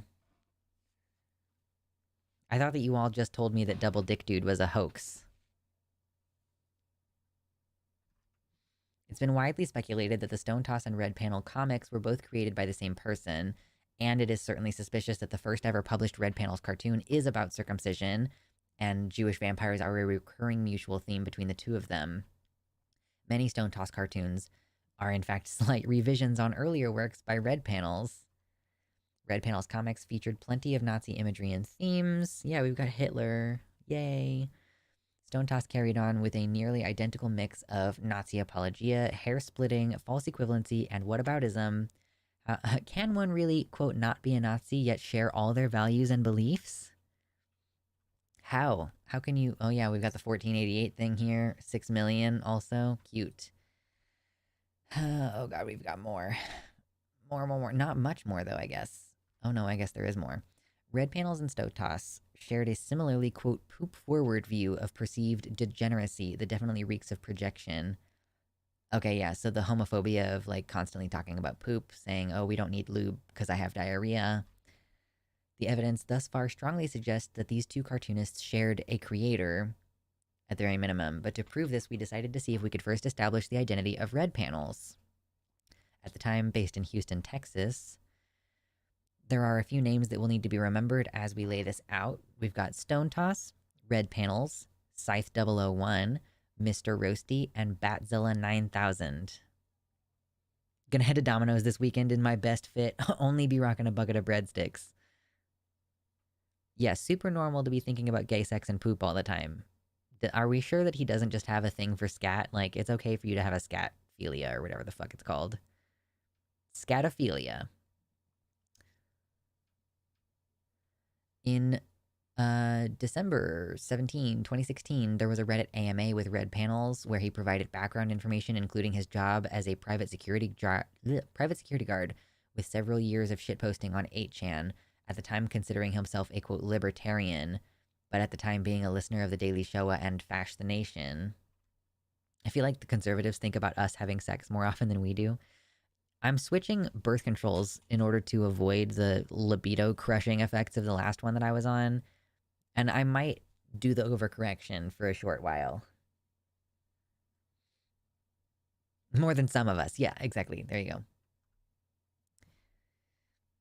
The AMA was swarmed by alt-right personalities of the time, including members of the, quote, Houston Goilers and Ohio neo-Nazi pharmacist Ryan Printy, aka Reaction Tree, who asked why Red Panels wouldn't, quote, leave libertarianism and go all the way to alt-right. His response revealed how closely aligned he was to the budding alt-right movement, saying, if your community has the good sense not to associate with degenerates and people we deem undesirable, is it that much different than many common visions of an alt-right society? Need more smuggy? Get different birth control. True. I got my prog bumped to 200 milligrams a few months ago. High fives. Can someone please tell me what are breadsticks? As a European guy, okay, I don't even actually know if they have breadsticks at Domino's. I don't think they do.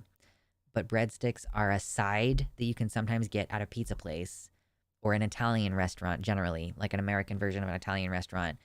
And it's literally just like a stick of bread that's usually like that big.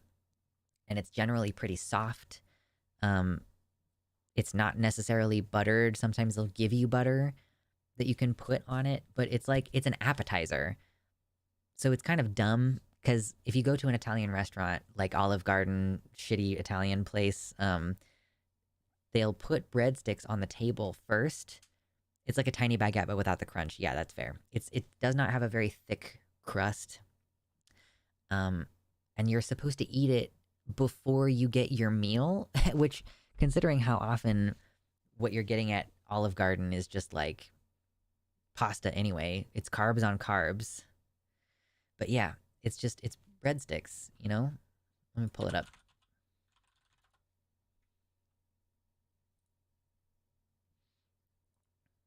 It's like this.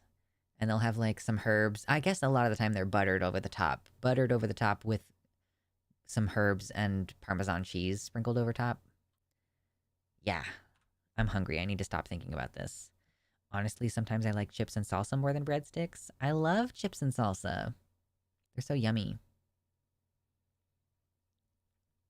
Domino's cheesy breadsticks go hard.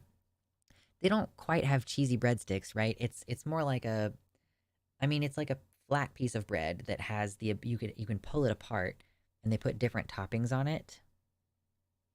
Or I guess they have a new one that has cheese inside it. Do they have a new one with cheese inside it now? I used to be super into Domino's. I used to eat it a lot. Can you get smuggy for food? I think that it's very common for asexuals to get smuggy about food. Garlic knots are what breadsticks wish they were. Detouring from neo-Nazis to bread. Bread is so good. Yummy, yummy, yummy. Okay. Anti-Semitism was another thing that they agreed upon, saying, quote, if you're asking me why I am averse to growing state power, the reasons are many, but I think the one that people overlook the most is how frequently it becomes the benefactor to a certain large-nosed tribe. Mexican food is so good. If they could figure out how to make Mexican food without making every fucking thing in it taste like soap, I would be happy. Stop putting cilantro in things. Like, stop it. It ruins the food for like 15% of the human population. Stop doing it.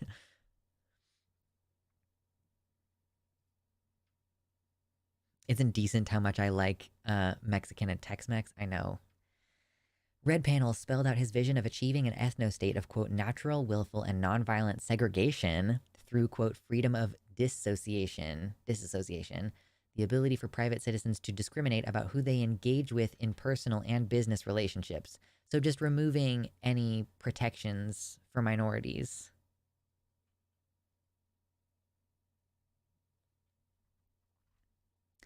The sudden retirement of Red Panels in February 2017 was attributed to needing a better paying career. Quote, if you are privy to a position in the Houston area concerning tech sales or CCNA recipients in April, I'd appreciate a heads up. So he's in Texas for sure. Yeah, nonviolent segregation. How did that work? Circling back to the Reddit AMA, there was one comment in particular that stood out.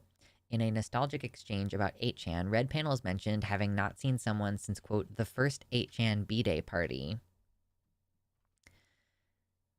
Which, I guess this was an event. Gamergate supporters partied at a strip club this weekend. Interesting. Most places here really respect food preferences, so when you say no cilantro, you can bet it won't be in there. The problem is that it's in so much of the food. Like, if I were to go to Chipotle, right? I used to be a big fan of the chunky kind of mild salsa. I think it's pico de gallo, basically, right? I like that stuff, but it has cilantro in it. And there is no version of that doesn't have cilantro in it that I'm aware.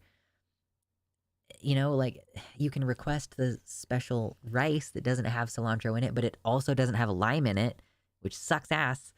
Like, my partner has gone to Mexican restaurants before where they don't even list cilantro in the list of ingredients that they put on your tacos, and has had to, like, just not eat the tacos that he bought. You gotta get that hole-in-the-wall place that only takes cash and doesn't do DoorDash. Yeah, like, I don't know what you do if they just don't even list it as a spice. And as well with some Indian food. Sometimes Indian food has cilantro in it, and I know this because it'll be sprinkled across the top of the dish, and they don't list it in the ingredients. So it's like, I don't know how you, like, okay, I just have to know anytime I get Mexican food or Indian food to be like, can you recommend something on the menu that doesn't taste like fucking soap? That would be chill. Okay, so a 2014 New York Magazine article covering the Gamergate 8chan meetup event featured a quote from, quote, an enormous bald man named Hans, an 8channer who had flown from Texas for the party. So he's quoted as being there. A lot of Indian food has cilantro, though they will call it coriander along with the seeds. I really need you to understand that I am too much of a foodie to not know that coriander and cilantro are the same plant. Like, yeah.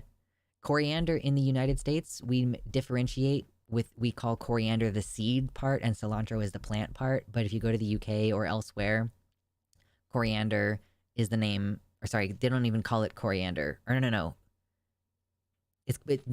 They call both the seeds and the plant part coriander. That's it. Because cilantro is a Spanish word.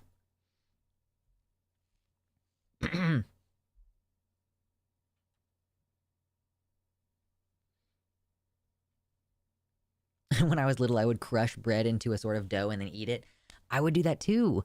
I would get like a piece of regular bread and just like smush it into a ball. Like, maybe I would remove the crust and then smush it into a ball and then just like start eating the ball. It was fun. Anyway, just read the title and what? Listen, Super Dr. Hulock, we're not even talking about J.K. Rowling yet. We'll get there. We'll get there. So this might be Hans in this picture. Exploring the Red Panel's angle further, we looked into a massive 2021 security breach of Nazi-friendly social media site Gab that exposed the registration credentials of many of their users. Red Panel's account was registered to an email with the username H. Grabener. This is the wind-up to the doxx. I did that with fruit wind-ups or roll-ups. Yes, I did that with my fruit roll-ups too. We also had like sheets of the fruit, the candy fruit sheets, as well as the like fruit by the foot stuff. But yes, I would sometimes like just squash those into a ball and then just, it was so yummy. Do you guys remember the Fruit by the Foot or whatever it was that had the tongue tattoos, you would like have to hold the thing down on your tongue and then it would come off and you're like, I have a bug tattoo on my tongue. It is pretty baller. Yeah, there were like the sheets. It wasn't Fruit by the Foot. It was like a square sometimes, but those were different. Anyway, I would unwind the whole thing and just shove the ball into my mouth. I did that occasionally, very occasionally. It's like the whole thing goes in your mouth and then you're like, and you're like pulling your teeth out of it. Yeah, it was so yummy.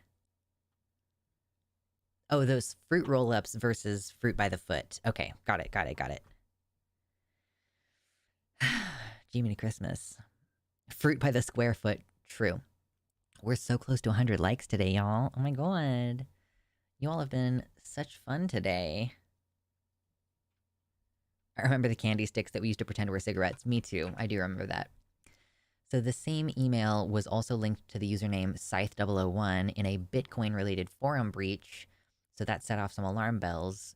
Several Reddit accounts using variations of that name were very active promoters of stonetoss cartoons, so he was using alts to post his comics on Reddit. Babybel, the Babybel wax. Yeah, I like to smush that into a ball sometimes. It's not for eating, though. Scythe001 also revealed many personal details, including his location being Texas, his employment as a private security guard at a church, and that he had also previously lived in Nebraska, where Hans Grebner attended college and worked for a soy company. I think this is the thread. I think it's a team of people who did the docs all together. And I think that this is one of the people.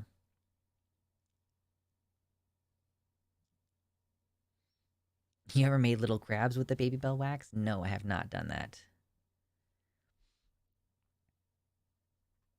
The soy company is very funny. Yeah, soy.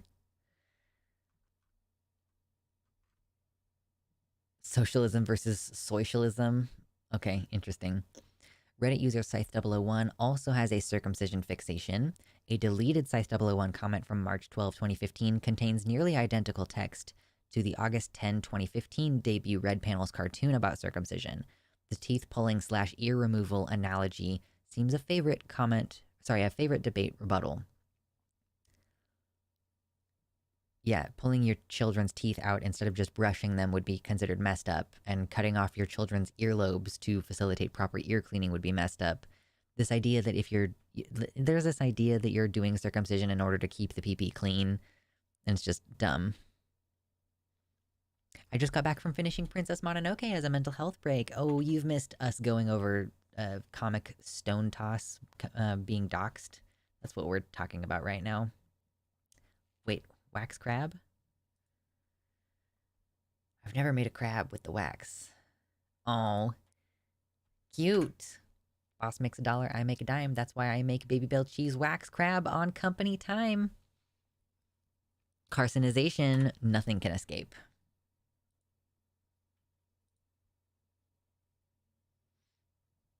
Welcome to the journey towards another mental health break. True, Bella. Oh, goodness. Okay, I don't need this anymore. This dude has a serious hang-up about circumcision. There are literally hundreds of Reddit posts by him on the subject. I mean, who doesn't like, quote, the look of a natural penis and refer to their, quote, otherwise beautiful and natural-looking instrument of intimacy? He's such a weirdo. No. Oh, it gets weird. It gets so weird, you guys. I think we might be about to get to the point that explains why he has this fixation with circumcision. Harry Potter and the Instrument of Intimacy. No. Oh my god. That's my porn name. Okay. Hans Grebner, aka Stonetoss, even donated money to, quote, the first and only foreskin regeneration company in the world, attempting to use extracellular matrices to regrow foreskin. Oh yeah, we're so close to 100 likes today. Thank you all so much for hanging out. There's another email account linked to Hans Grebner with the username Postrovsky4, and it was linked to several cryptocurrency-related accounts, including Mt. Gox, which was hacked in 2014. 850,000 Bitcoin were stolen from investors, and 23 of those belonged to stonetoss. Bro could just start a Grindr account and say he likes them uncut. So we've established that Hans is an anti-Semitic, racist, incel, anti-LGBTQ Nazi weirdo who boosts his own content and, worst of all, likes his own tweets. His email with username HKG1990 was found in a 2021 Twitter breach. Meet Mr. Roasty and Botwicca. So he likes his own tweets. Cute. This is a good time to address Hans Christian Grebner, aka stonetoss, direct connections with actual neo-Nazis. For example, Vanguard America was an openly neo-Nazi group that rebranded itself as Patriot Front after one of their members killed a woman during the Unite the Right rally. I didn't know that. I mean, I know about the woman who died during the Unite the Right rally. Her name was Hannah, I think. I can't remember her last name right now, but she, yeah, I didn't realize that Vanguard America just rebranded as Patriot Front after. I knew that Patriot Front was a new name, and that makes sense why. Ooh, we're so... Heather. It was Heather. Sorry, Heather, not... H names. Heather Heyer. That's the one. Yeah, man, it's been a while since I thought about that. But Patriot Front is just a rebrand of Vanguard America. So here, Hans Grebner, as Mr. Roasty, is corresponding with Vanguard America, praising some aspect of their graphic design. Given his history of self-promotion via social media alts, it seems possible that he is praising himself for art he created for them.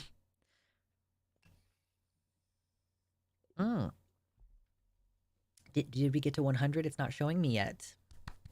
Yay. I'm a little obsessed with Lux's clothes. Listen. It's a pretty simple look today. It's a tank top with a mesh top and then a scarf. Scarf.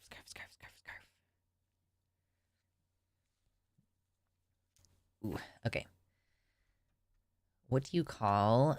Question, what do you call the special guest at a Nazi Christmas party? Answer, a Nazi. Hans Christian Grebner was listed as a special guest at a 2021 Texas Pool Party Christmas event in McKinney, Texas, with white nationalist Jared Taylor and other members of neo-Nazi group Patriot Front. Their response to, quote, our rhetoric drove one of our members to drive into a crowd of protesters wasn't, maybe we're going a little too far. It was actually, better rebrand. Of course, that's always going to be the response. They don't take responsibility for things until they can start getting credit for it. And like, if Trump were in office today and something like Heather Heyer's death happened now, I think there's a chance that the people who did it would try to appeal to Trump's extremism, and they would actually be willing to take credit for their influence in that. I don't know. One of Stuntus's most popular cartoons depicts a tug of war wherein a libertarian and a fascist are struggling mightily against a team consisting of a, quote, communist and a character vaguely representative of big business or moneyed interests. Like, the libertarian looks at the fascist and realizes, like, wait, why are you on my side? And then they see that the moneyed interests are on the side of the communists, and they're like, wait, what? Wait, what? What? The libertarian is identified by t-shirt, given the Gadsden flag, yes, and the fascist features a fascist symbol, which is featured in logos for both Vanguard America and Patriot Front, and it does adorn the shield carried by murderer James Fields. Noting the revision here, in the first version, the Stonetoss character sports a shirt with a Celtic cross symbol tied to neo-Nazism and white supremacy that serves as a logo for the Nazi website Stormfront. The edit seems intended to broaden the appeal of the point.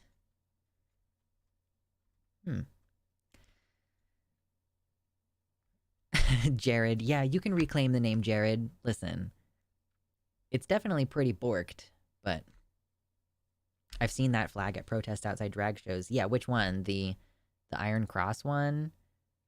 Oh my god, that's so dark. Or the this one with the fascies on it. I'm Jared, I'm 19, and I never learned how to fucking read. That's a favorite one. Yeah, the fascies, you're seeing it more often nowadays. So who is Hans Christian Graebener? He's had his info eradicated from identity data sites and his home removed from Google Maps. He didn't delete his Facebook page, but it was emptied of content and the name changed to the somewhat generic Chuck McMahon. But it gets weirder. The lengths he's gone to obscure his identity show an unusual level of dedication. For example, Hans Graebener's absence from a family obituary seemed odd, but a cached copy showed him deliberately edited out. Which raises the question, is he also hiding his Latino heritage? Oh my god, there's so many just repetitions of Graebener in that. This URL has been excluded from the Wayback Machine. But he's listed here. Let's see. They are from Puerto Rico. So he's Puerto Rican. He's a Puerto Rican white supremacist. Why are there so many, like, white supremacist Latinos? Like, it's like the white passing Latinos are increasingly... Yeah, this is the revelation here. We found scores of seemingly bogus emails with username H. Graebener that seemed created in an attempt to, quote, flood the zone and confuse search results. Could this same strategy possibly explain 1,723 domain names we found registered to the original H. Graebener email address? In a now deleted 2015 tweet, Red Panels said, quote, "Great stream with Cernovich and Vox Day. We did run across the name Hans Graebener appearing in a now deleted YouTube stream of the same show on embracing masculinity. He also left a glowing review of the Gab Android app." Gotta be careful doing things under your real name.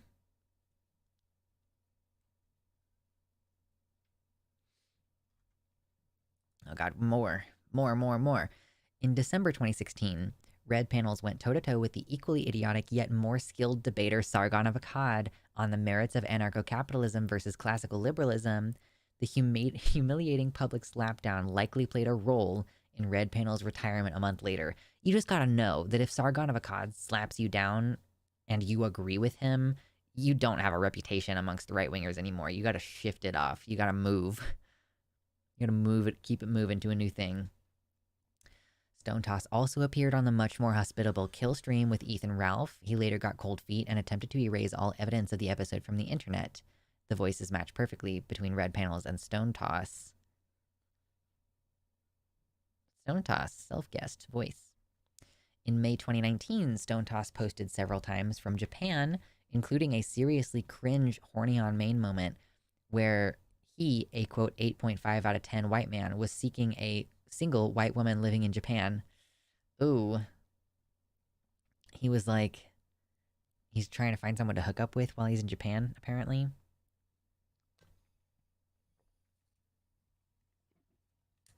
Oh my god, water is amazing. 101 likes! Oh my god. You guys are amazing. Thank you. We found Hans Graebener working in the Houston office of OpenIT starting in 2017. He was part of a delegation who went to Japan in May 2019. The photos on the Facebook page were suspiciously and awkwardly cropped to remove Graebener, but were intact on LinkedIn and YouTube. Who knows what turned Hans Christian Graebener into such a monstrous fountain of hateful propaganda? Is he ashamed of his Latino heritage? Was he truly a victim of a botched circumcision, and did that fuel his rage against Jewish people, trans people, and women?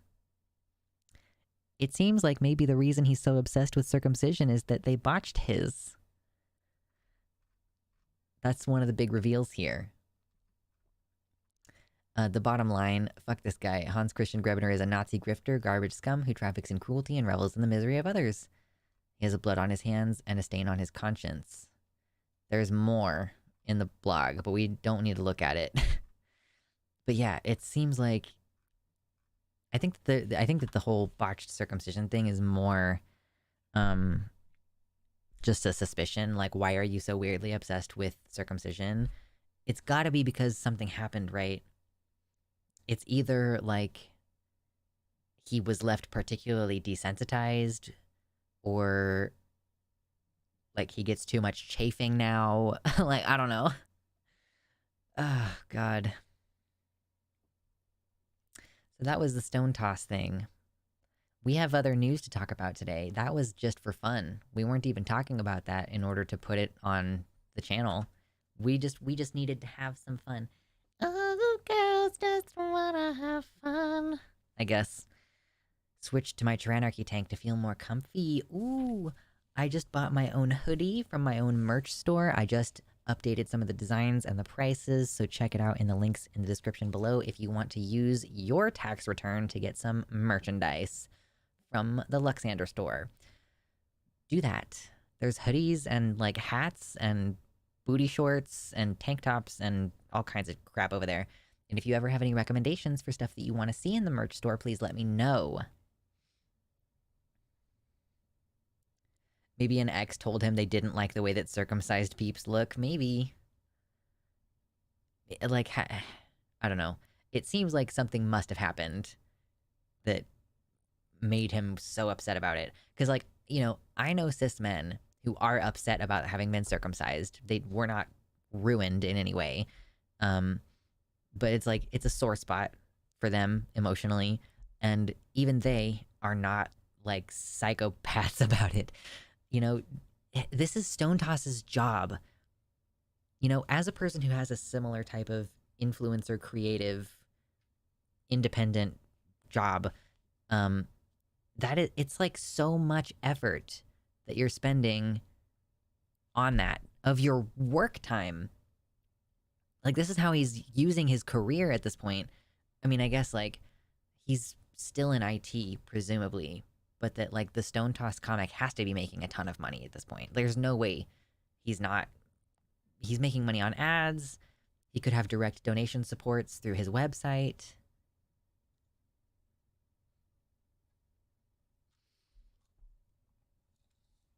He's a strange guy, for sure. Who knows what's going on? If I had a really, really long memory, I'd probably be furious about it still. Yeah? Anyway, I will also say, before we continue on to our next political topic, that my birthday is at the end of the month. I'm turning 30, and you can check out my wish list on Throne. Let me see. Exclamation point wish. Do you want to help me get a lavalier mic? You can contribute to me getting a lavalier mic. You don't have to spend $250. You can just give me $5 toward the lav so that I can eventually do vlog content more easily. Does a purchase for a Tranarchy hoodie get us Tum? Not today. Not today. I need direct donos. They're the only thing that can feed me. Feed me, Seymour. I haven't watched that movie in forever. Oh gosh. Okay. Oh my god. There's serious news and it sucks. If he was already small, the circumcision made it smaller, perhaps? Yeah, he's just got a little nub now. He's just got a little nub. And listen, if you weren't so hateful of a person, you could probably figure out how to use it in a way that is conducive. Stonetoss, to my knowledge, has not publicly responded. However, he has started blocking a bunch of people. I'm blocked by Stonetoss. Like, we just looked it up because someone mentioned that he had blocked people preemptively. And I am blocked by him, which I did not expect to happen. See, I need to make this smaller in order to pull the search back. Okay. Like, look, I'm blocked.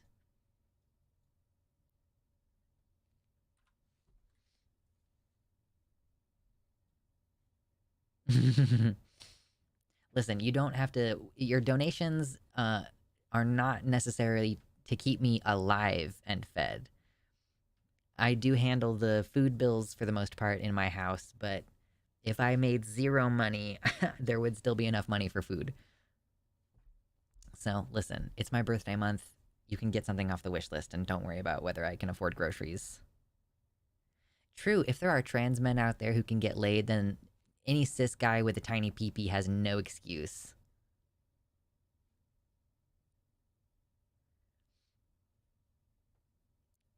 Lots of trans men have a casual riz that's kind of amazing. Just don't be weird to women. Don't be weird and hateful toward women, and it turns out they like you. I think I would be more successful now if I were trying to date women, because before I was like on testosterone and trying really hard to be perceived as masculine, and I'm just like way more comfortable with myself now. And I also think that I'm more comfortable with like the idea of a sapphic dynamic. So it would be more like the pool that lesbians have to choose from, as opposed to the much smaller pool that trans guys have to choose from.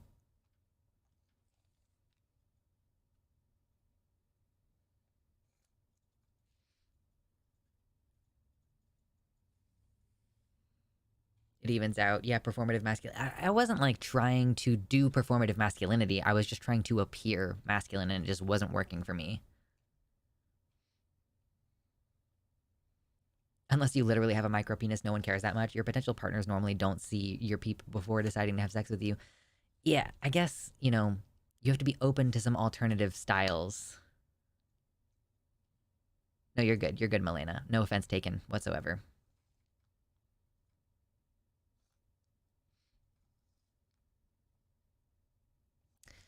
Yeah, the trans kids. Yeah, I guess both of the stories that we have left today are going to be talking about trans kids. Because, like, trans youth access to care in Kansas is being challenged again. And, um, J.K. Rowling's horrendous remarks on Twitter today came after the UK just made it illegal for trans. Like, I mean, they won't give trans youth puberty blockers through the gender identity clinic anymore. So it's like, will they give them cross-sex hormones though? Like, I don't. Anyway, that's not the main point of what we're going to talk about today.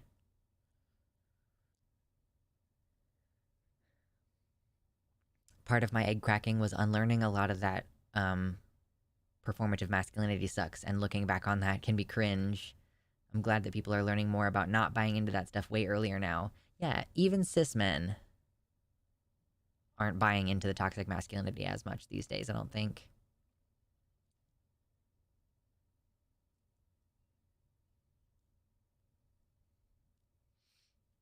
Mm.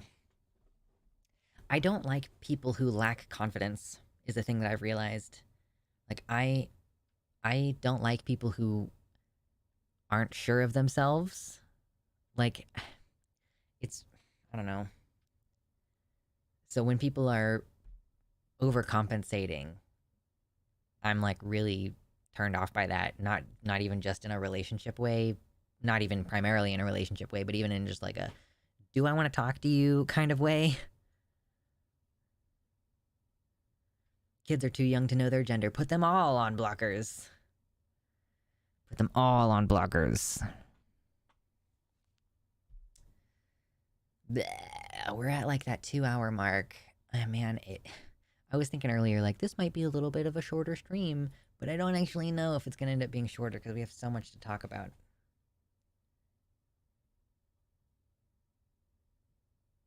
You know, the great thing about the relationship that I have with you, chat, is that I don't need to like any of you individually. The great thing. If you lack confidence as a chatter, that's great because we're not friends. Like, I'm talking about people who I associate with in my life. I prefer people who are confident. Like, if I had a partner or a friend who needed my constant reassurance that I wanted to be their friend or their partner, or who acted super insecure, I would be like, wow, okay. Yeah. So, like, insecurity is a thing that you can't help, and a small amount of it can be really cute. Um, like, shyness is good, but, like, yeah, like, confidence. Reject gender. Everyone is dwarf gender now. Listen, mama, you're very cool.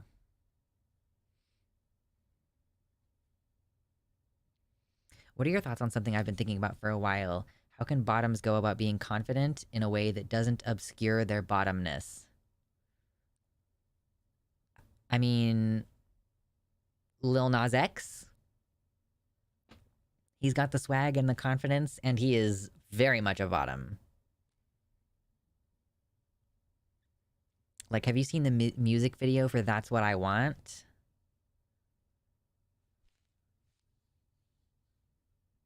I think that he's got the energy of a confident bottom.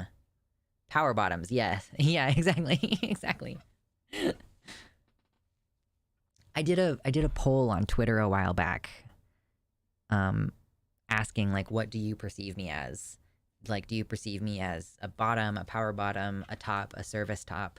And I think that the winning answer was power bottom, which is like, I guess you're not totally inaccurate.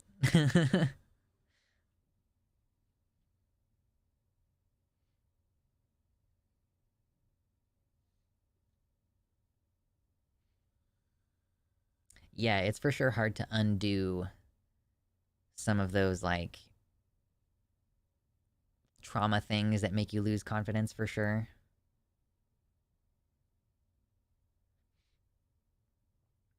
Switch. I think switch specifically refers to whether you are the like dominant or submissive partner, whereas a versatile is the word that you would use to describe someone who's both a top and a bottom. Kind of think service top. Listen, if I don't think I'm a service top.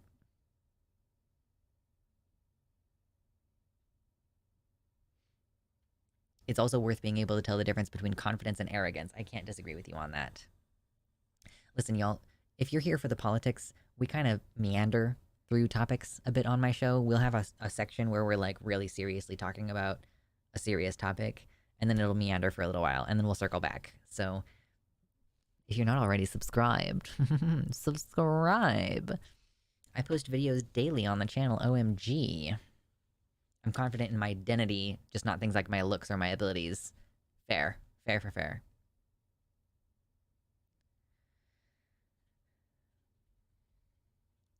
I'm a service top slash mommy dom, generally with a healthy dose of power bottom. Switchy, switchy verse. I don't think there's any issue with procrastinating on the upcoming topics. It's just such a bummer. I mean, the J.K. Rowling stuff is more funny, which is why I'm saving it for last. We're going to talk about how much Kansas sucks, and then we're going to talk about J.K. Rowling. And then we don't have anything else planned for today, so we'll shoot the shit for a little while, and then we'll wrap. I have been streaming for like 2.5 hours, so I'm going to run to the bathroom. If you want, you can stick around. In fact, I'd like you to stick around. Yeah, it'll be past midnight before we get to it. I'm sorry. Come back on Sunday. All of you over there in Europe right now, come back on Sunday. We stream at noon my time on Sunday. So it'll be like 6 p.m. for you guys. So Europeans can enjoy Luxander streams on Sunday nights, Sunday evening. All right? Come back on Sunday. I start earlier in the day too on Wednesdays, partially to serve the European audience because I have a lot of fans over there. And, you know, I want to show the love. But yeah, so I'm going to run to the restroom, and when we get back, we're going to get into our next serious topic for the show. Yay! Okay, enjoy the bugs. I'll be back in a minute. Let me make sure that this says what I want it to say. Okay. Back soon, babes.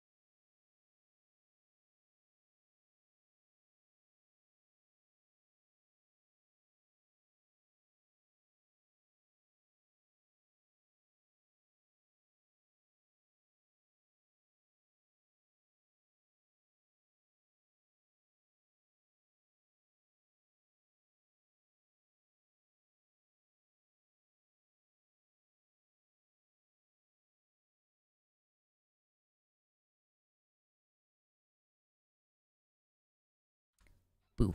Jump scare. Hi! Hello, everybody. I'm back. Is that dead bug skin? It's shrimps.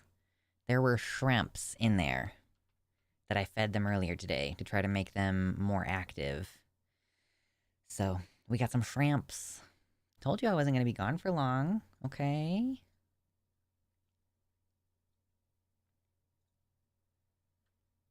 They eat shrimps. They'll eat basically anything. Truly.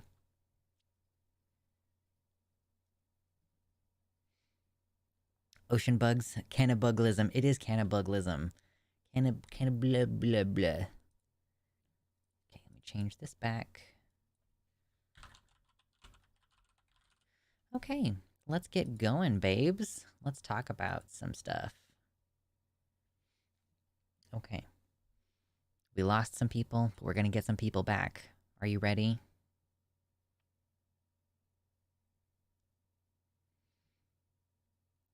No, those are not mealworms. They're just shrimps.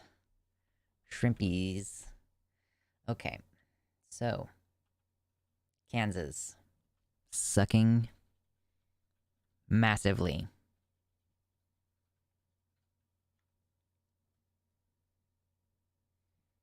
I'm shrimps. Shrimps.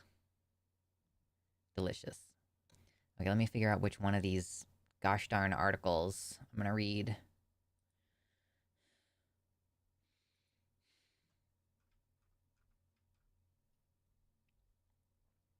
This one's kind of a double whammy, I suppose, because I found out about one story when reading the other story. I don't know if you remember, we covered previously that I, as a person who lives in Kansas, am gonna have my sex change legally, retroactively undone.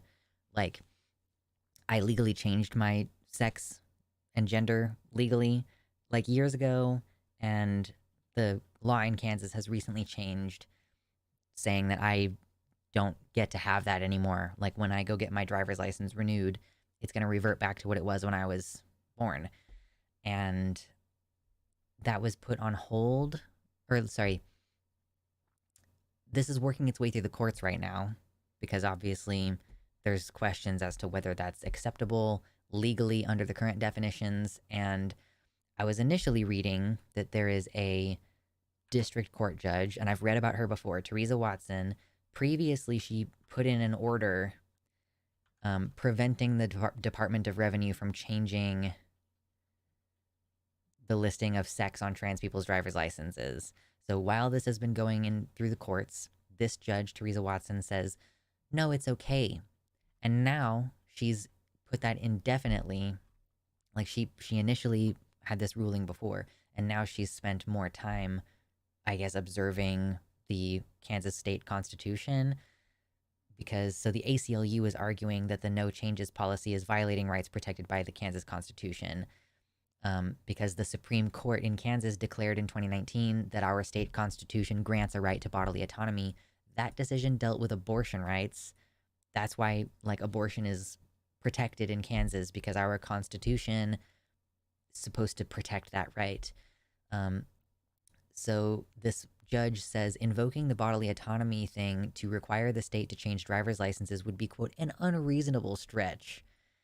She said that Kansas residents do not have a fundamental right under the state constitution to, quote, control what information is displayed on a state-issued driver's license. She says that information recorded on a driver's license does not interfere with transgender persons' ability to control their own bodies or assert bodily integrity or self-determination. But it does prevent you from getting housing sometimes. It prevents you from having dignity and from having your documentation match your appearance. But whatever. This isn't even the main story today. Basically, we will see if this gets appealed up to the state Supreme Court level. Cool, that's what we're hoping for. We are hoping that the Supreme Court will say, no, this isn't legal, but I'm not sure what is exactly going to happen. Probably, I'm not expecting it to go great, as with most things. But, you know, could be surprised. You know, the Supreme Court in Kansas did decide that abortion is a right guaranteed in our Constitution. However, they also said that our districts were not heavily gerrymandered and said good luck for the next 10 years before they're rewritten again. So, yay. That's great. But again, this is not even my main story tonight. That Kansas put a bathroom law that also retroactively revoked gender marker changes. They're coming after trans youth again. They're coming after trans healthcare for youth again. And they tried to do this last year. We have a Democratic governor right now, so she will veto this, most likely. Like, almost guaranteed she's going to veto this. But they did have a veto-proof majority for the bathroom bill. They did not have a veto-proof majority for when they tried to pass this same type of bill last year. But we'll see if it happens now. You know, they're just going to keep shoving the same bills out and hope what happens here. So actually, this might be a little bit more messed up than just passing a crappy law. I'm gonna read a little bit.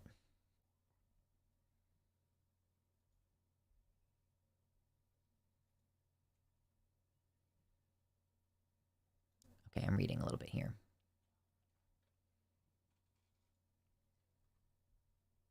Okay, yes. They did things dirty here. I want to be clear on that. They're doing things dirty with this. Kansas House lawmakers advancing a wide-ranging bill Tuesday that includes Republican plans to ban trans children from getting gender-affirming medical care. The bill is part of a wave of anti-trans legislation. 22 other states have similar bans against trans youth getting access to health care. There are LGBTQ representatives in Kansas who are arguing against this, and just Democrats in general who are voting against it. This person says, quote, "Nobody is grooming children to be gay or trans." Continuing, "Please, in your rhetoric, remember that trans people are humans as well. Being trans is not an ideology, which has been referenced in this building. Me loving who I am is not a lifestyle. It is who we are." Do we have... Okay. Okay, that was just a gay lawmaker, Brandon Woodard. So this particular ban is aiming to prevent healthcare professionals from using surgery or puberty blockers to treat children when their gender identity doesn't match their sex. It also bans state employees from helping minors to, quote, social transition, such as using a trans child's preferred pronouns. So if you are a state social worker in Kansas, if this law passes, the official guidance is like, you cannot use the correct pronouns for a trans child.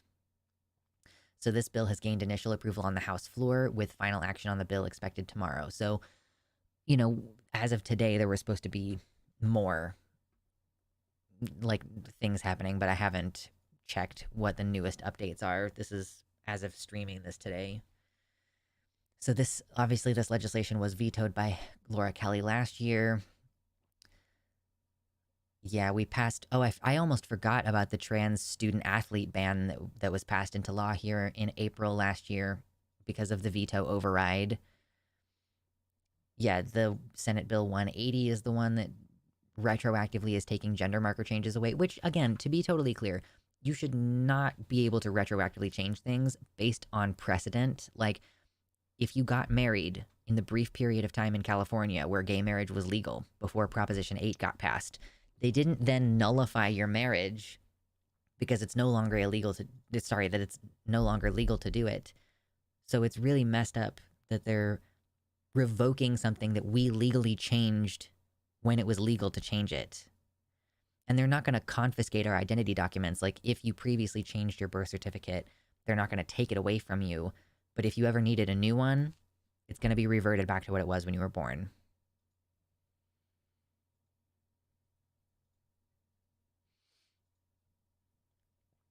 Yo, that was back a while ago. Yeah, so Jonathan, before gay marriage was legal across the whole country in America, California passed a law that made gay marriage legal, and a bunch of people got married immediately. And then a voter, like a bunch of Christian organizations pushed for a proposition to pass, and then they made gay marriage illegal for a period of time again, and then it was changed later. So there was a brief period of time where it was legal before it was made illegal again. It was not that long ago. And yeah, it's ex post facto. Like, it's supposed to be, you can't retroactively mess it up. Anyway. Oh, gosh. Of course, these restrictions go against commonly accepted medical practice. This care is supported by all the major medical organizations, Academy of Pediatrics. 97% of trans-identifying youth still identify as trans years and years later. Okay, these people don't care about any of this. So, okay, the author of the bill, Representative Ron Bryce, who is a Coffeyville Republican and a physician registered in Texas, waved aside gender-affirming care practices to push forward the legislation during Tuesday's debate. Excuse me, quote, no matter what reality says, no matter what their body says, if the child says, I'm this, the affirmative model says we must change reality to meet what's in the child's head. During the initial bill hearings in a House Legislative Committee, trans Kansans told legislators multiple times how damaging the legislation could be for some of the state's most vulnerable residents. Committee Chairwoman Representative Brenda Landwehr of Wichita, Republican, responded by forcing transgender activists out of the hearing and later held a surprise committee meeting without giving notice to the public to take action on the bill. These meetings are supposed to be public, but they apparently kicked out a bunch of trans Kansans. Like,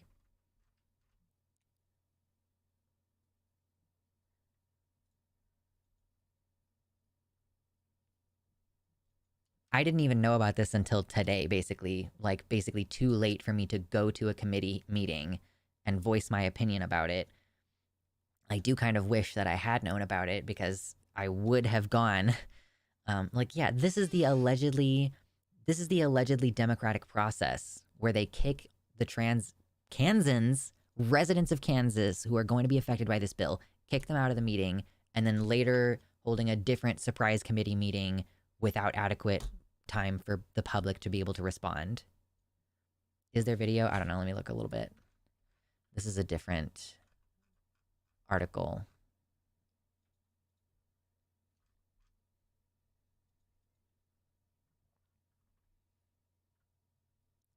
There were some House Democrats who questioned the integrity of the Republican legislators brandishing their credentials as physicians while promoting harmful misinformation. These two physicians falsely described being transgender as a transient mental illness and social contagion during debate Thursday. I don't know that there is a video of any of this. I don't know if Kansas has video. Or, I mean, I'm sure it would have to be... I would have to go looking for it. I would definitely have to go looking for it.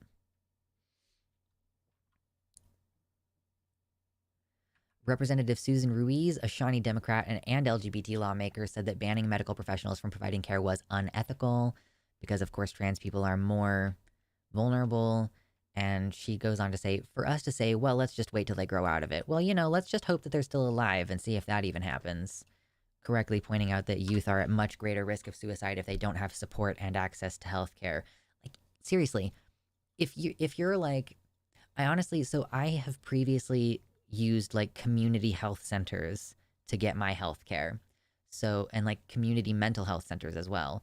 So if you were getting therapy from a therapist who works essentially for the state because they work at a public community health center, is your therapist not allowed to support your pronouns? And state employees also includes schools. So in this particular law, you know, this is not just a ban on trans youth having access to the medical care that they need. It is also a ban on teachers even using the new name and the new pronouns for the kid. And the one in Missouri that we just covered was way more intense. Like, it was saying that it's a sex crime and you have to go on the sex offender registry if you affirm a transgender student. This one is just banning state employees from helping minors to socially transition. It doesn't say that there's like a crime involved, but it does mean, like, yeah, state employees is all public school teachers. And I would have to check. I doubt that there's any exception. Like, we will give an exception to this rule if the parents decide that they want their child to be affirmed. Because if you start banning teachers from even using the correct name and pronouns for these kids, it's a step further than in some states where they're saying you need to ask permission from the parents before you use these different name and pronouns. Like, no, if you just ban it completely, you are taking away the rights of parents who want their children to be affirmed. Like, what, the kid just has to go to private school now if you don't want them to be like, the teachers are actively making their lives worse because they're legally required to? If you're on trial for something, yeah, does the state employee, the judge, and if you have a public attorney, is that person legally required to misgender you? I think so. I think that's how it works. And it would be very funny to see that go through the courts. I mean, it wouldn't be funny, but having just looked at this district court lady who said, you know, there's nothing in the Kansas Constitution that says you're allowed to change your documentation, but like, are you deserving of basic respect? Like, I don't get it. Yeah, parents' rights was only ever a smokescreen, just like states' rights. Yeah, because it's not about parents' rights, because you're taking away the parents' right to choose how their child is going to be addressed at school.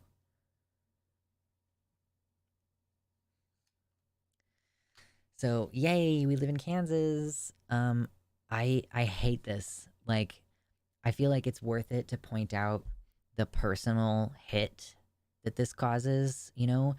It's one thing to cover this happening, and it's like, it's my country, and that feels bad on some level, even though I don't really enjoy the concept of countries. I don't feel great about the idea that I'm not welcome here, right? But there are at least places in my country where I would be safe and welcome and accepted. And it is really, really, really, really effed up that the state that I was born, where I live, is like, has now made it to where I cannot use a bathroom safely without risking like being accosted, harassed, assaulted, or arrested. And also my documentation is going to be forcibly changed without my permission.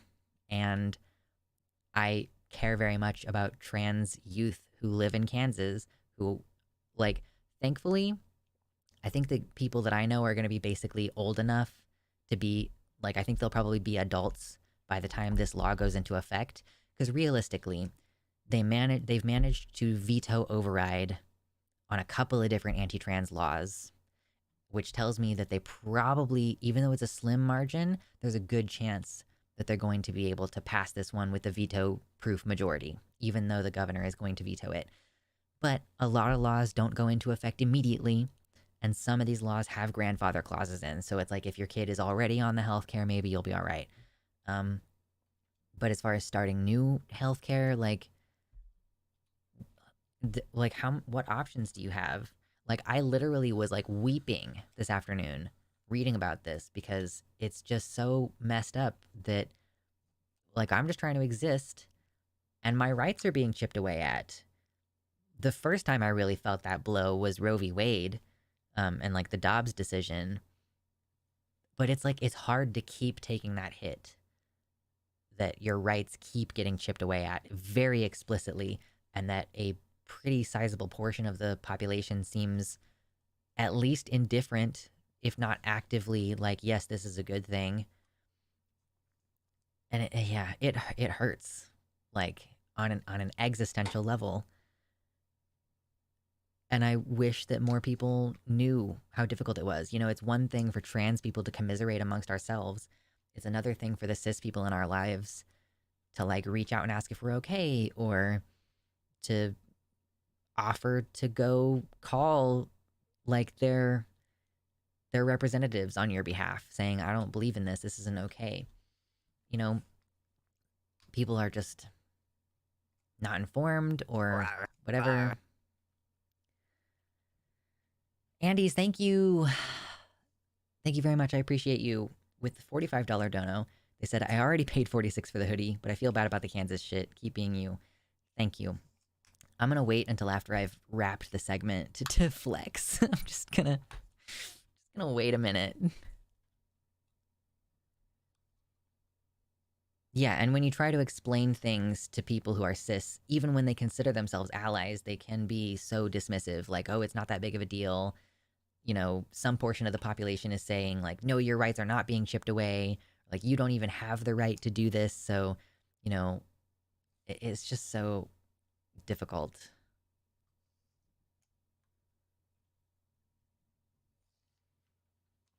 In order to protect myself legally, I would go ahead and follow the military approach and simply call all students by their last names only, no pronouns, no names.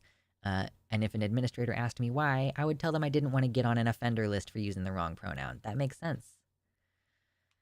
Um, and yeah, we'll talk about the UK thing here in a minute when we get into the J.K. Rowling.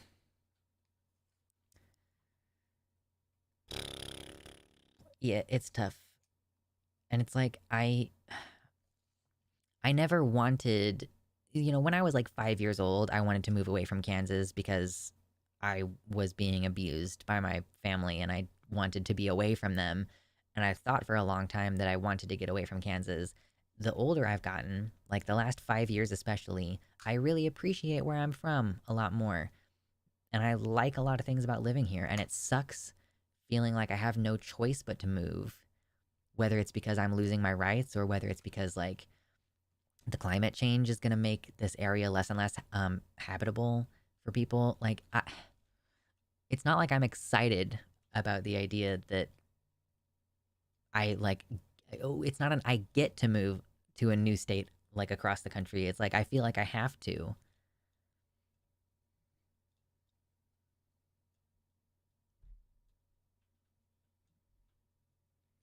MLK was right about the white moderate, or in this case, the cis moderate. They just want the negative piece, absence of tension, over the positive piece, presence of justice. Many allies want the cred of being progressive without actually having to hear us complain or for them to have to lift a finger to help us.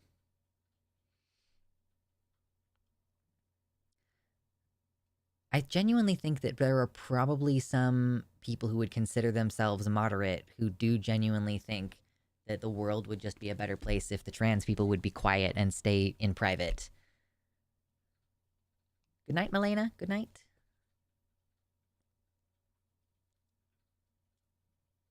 It sucks being in a swing state, even if we have a Democrat governor. Like, Kansas is so weird because we are a deeply red state, but this is the second time in my memory that we've had a Democratic governor. So, like, how does that keep happening? It's not very politically effective, except that they have the veto proof majority, so they keep ramming things through anyway.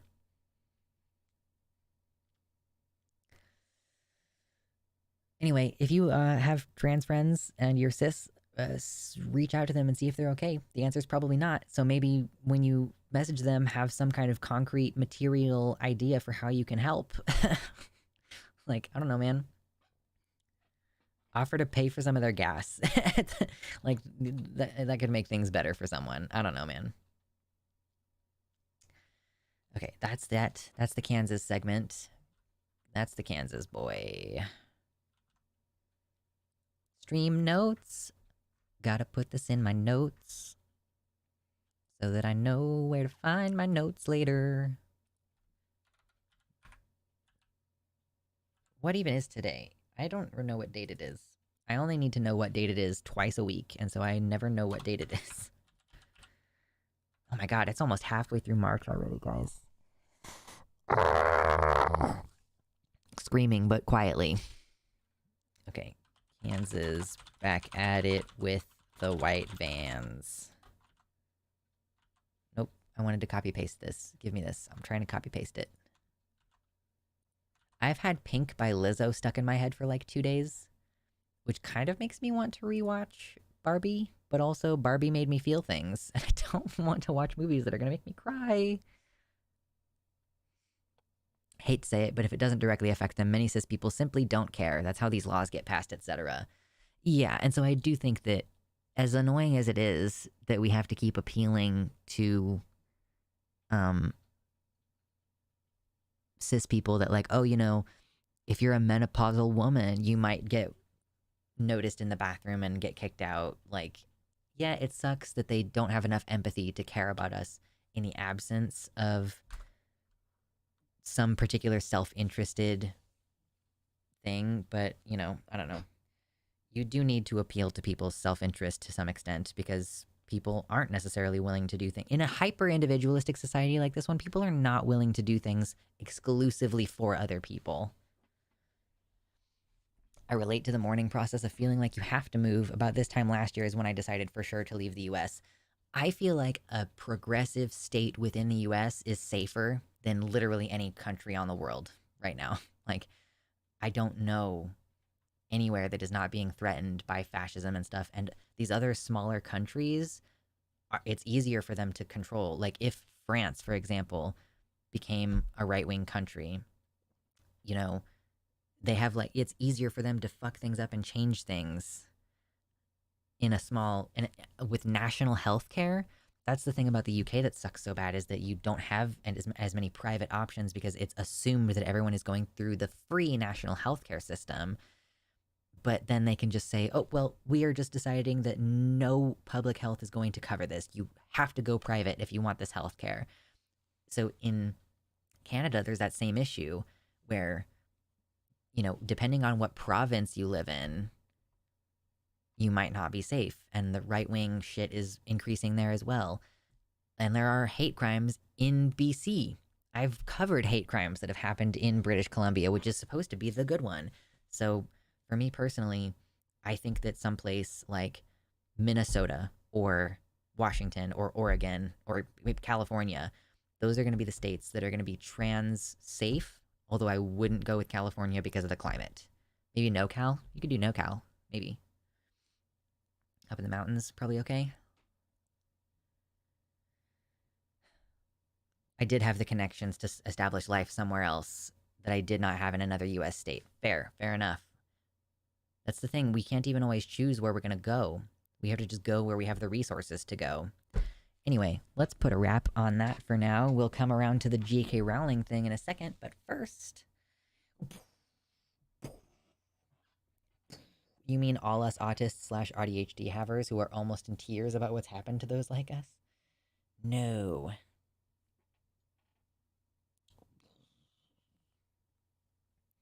Ooh, I still think Canada is safer overall than America. I mean, at least we're not doing MAID. That's the other thing. Big screen for flex. Oh, am I not on big screen? How dare. How dare not on big screen. I'm getting really pissed off at how frequently I forget to change back to the regular screen. Like, I genuinely need another monitor. Like, how the fuck? Like, why? Can I make this smaller and, like, make it exist in a smaller portion of this one screen that I have over here? What if we collapse chat? Just gonna have, like, let's do it that way. Cool, let's do it this way. And now I can't see my stream health or my current amount of likes or viewers, but whatever.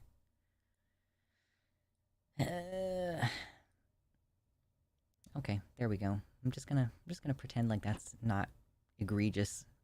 Anyway. Tum time? It is tum time. I'm glad that you're still here, Captain Cougar. Oh god, okay.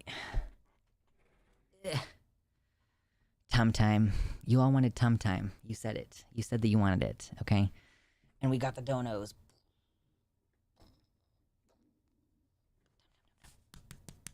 Belly, belly. Belly, belly, belly, belly, belly. Someone asked for back muscles? I don't know if I can do that. Can I do back muscles?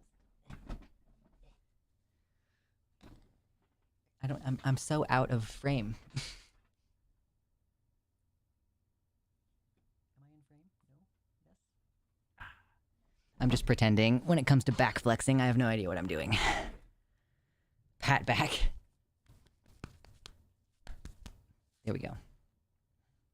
Thank you for donos, everybody, today. It's been a good show. We have one more topic to discuss. So if you haven't hit the like button yet, do it. Do it, do it, do it, do it, do it. Got that Dorito bod? I guess kind of. My hips are so big, you guys. Look at this. Like, waist, hips. I'm so much bigger at the hips. It's hard to be Dorito shaped when you got hips that refuse to lie. It's good. I already knew I was queer. I'm out there turning people. I'll take your hips if you don't want them. I didn't say I didn't want them. I just said it would be hard for me to be Dorito shaped. I have no particular urge to be Dorito shaped. I have a Dorito bod. Unhealthy, and mostly made of synthetics. 200. Look, Bargo, fill up. Number up, burr. 2 Doritos, 1 broad at the top and 1 broad at the bottom, meeting in the middle.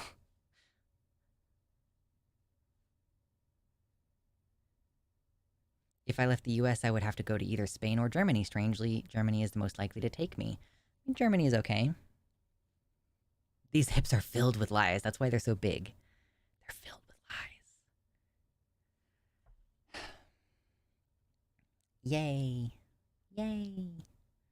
Progress. We're doing things. Okay, let me pull up these J.K. Rowling tweets, because we might as well just get into it, and then I'll probably leave you after that. This is probably one of our best streams for donos in a long time. So, seriously, thank you very much. Much appreciated. I feel like I'd never be able to live in Europe being fat. You would move to Europe and change nothing about your diet or exercise, and you would lose weight. Because their food is just better, fundamentally. Anyway. Okay.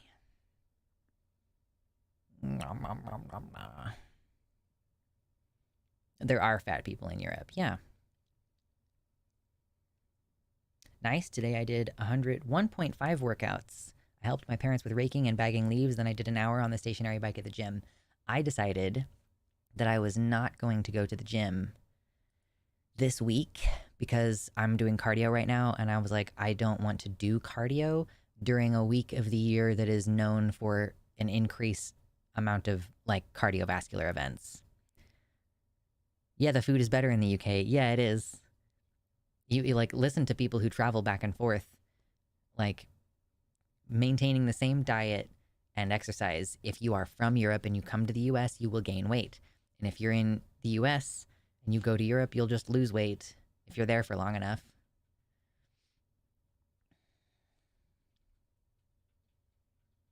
Mm-hmm.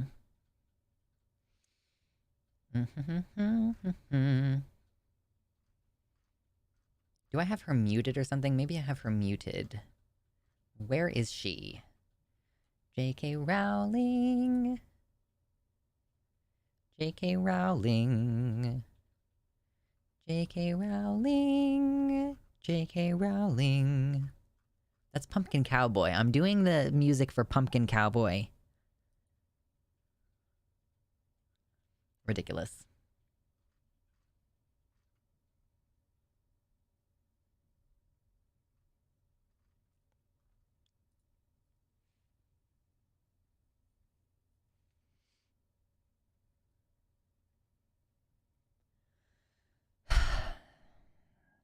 I'm gonna drink some water and we'll start the segment. We'll start talking about it. At least the J.K. Rowling stuff is funny. She's a lol cow. She's so much funnier. I don't like meat, so I'm not fond of a lot of UK dishes. I am subscribed to an app that is a recipe app, and they have it's UK based, and they have a ton of vegetarian recipes on there. And we don't really eat vegetarian, so it's kind of tricky. Like, a lot of the recipes on there are not ones that I'm gonna cook. So if you want to do like a 1 month free on the Sorted app, you might find some good vegetarian recipes in there.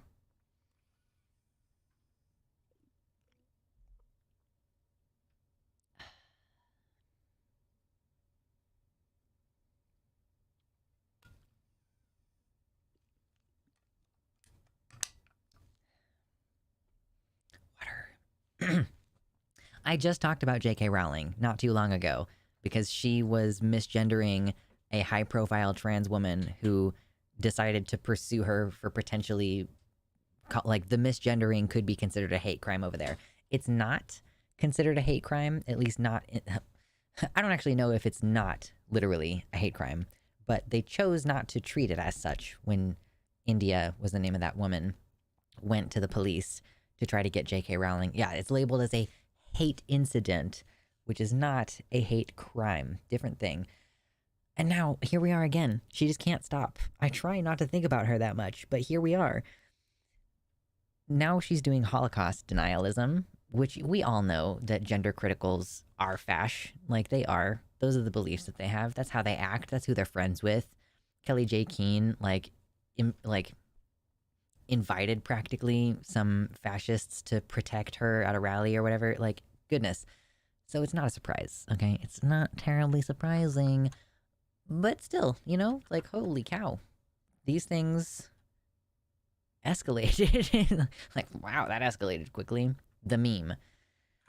Someone posted, the Nazis burnt books on trans healthcare and research. Why are you so desperate to uphold their ideology around gender? This is a really salient point, because the Nazis spoke about trans and gay people. Primarily, they were talking about gay people, but they did speak badly about transvestites as well. That's what they would have been called at the time. They would say things like, oh, it's a social contagion. We need to keep it out of our schools. We need to keep it away from our kids. These people are degenerates. Like, all of the same things that Nazis would say about gay men and trans people are also being said today by TERFs. So it's like, why do you support the Nazi ideology on gender is basically the question. And it's a fact that Nazis burned books on trans healthcare and research. But tell that to a TERF, and this is how you can guarantee they're going to respond. How? How did you type this out and press send without thinking, I should maybe check my source for this because it might have been a fever dream? This is a thing I think about both fascists and gender criticals. They are, like, almost ideologically opposed to educating themselves and actually researching history. Like, for J.K. Rowling to say that it's a fever dream that Nazis got a bunch of students riled up to go burn all of the books and potentially beat up and kill people who were there. Like, there was a raid on this clinic, or I guess it's like the Institute for Sexual Study is what it was called if you translate it into English. Magnus Hirschfeld was the guy, and, like, he was not unproblematic. He also had weird beliefs and stuff, but he was also, like, pro-trans. He would write a little medical card for trans people saying, I'm legally allowed to cross-dress because cross-dressing was illegal in Weimar, Germany. So, yeah, imagine being that smug with literally no justification. It takes one Google search. You can just go to Wikipedia. Literally Wikipedia. So, obviously, just a slew of people have been responding to this. I feel like that's a really even 3.5K responses versus 3.7K retweets. And some of those retweets, you bet, are going to be quote tweets disagreeing with her. So Alejandra Caraballo points out, you're engaging in Holocaust denial, Joanne. Research revealing how the Nazis targeted trans people. A German court acknowledges the possibility that trans people were persecuted by the Nazis. September 21, 2023. So just last year, this Smithsonian article was written. Obviously, this is about Magnus Hirschfeld, the Nazi student group, burned the books. Hirschfeld died later, not then, but, like, yeah, Nazi propaganda attacked him for a while because of his relation to gay and trans people. And this is how Joanne responds. She says, neither of your articles support the contention that trans people were the first victims of the Nazis or that all research on trans healthcare was burned in 1930s Germany. You are engaging in lying, Alejandra. So notice the immediate goal shift. First victims, I'm sorry. This tweet did not say anything about the first victims, and it also didn't say that it burned all of the books, just that they did burn books and destroy frankly irreplaceable research. And, like, 600 replies to that. Alejandro replies, I know reading is hard, but where did anyone say they were the first victims or that they burned all books? The facts are that trans people were targeted and the Hirschfeld Sex Institute was sacked by the Nazis and its contents burned on May 6, 1933. Holocaust Memorial Day Trust link. Like, okay, if you don't trust Wikipedia, cool. Versus you are you are engaging in lying. Yeah, why did she say that? And then she brings up a different tweet than the one she's initially responding to. Says, you not knowing that trans people were the Nazis' first targets does not make telling you about it a fever dream. We lost basically all research on trans health because the Nazis burned it all down. Like, okay, that's a different tweet.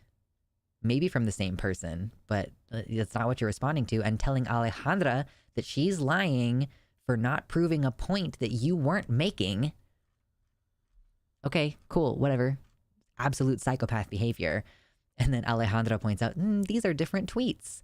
Points out that this is carrying the goalposts further away. True, the middle-aged moment to Holocaust revisionism pipeline.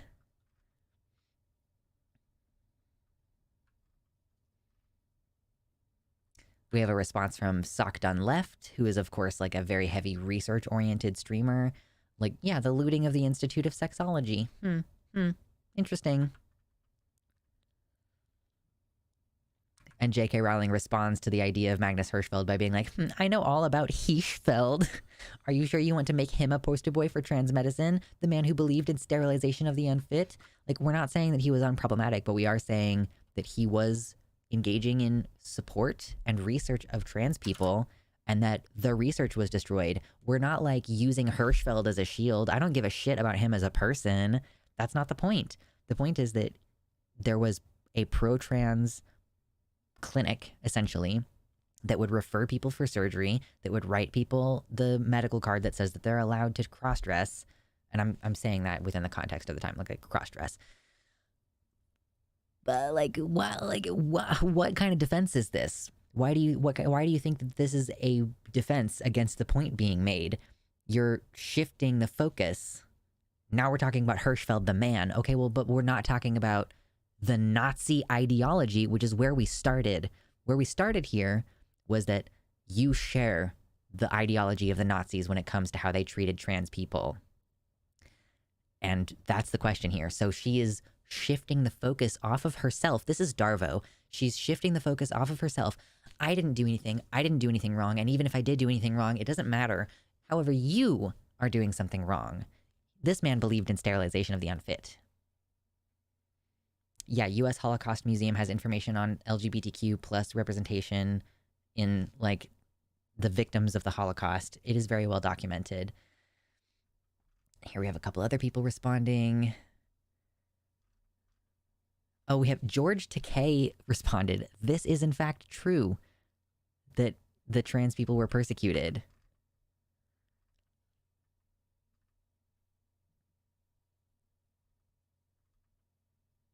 I was looking for a particular reply,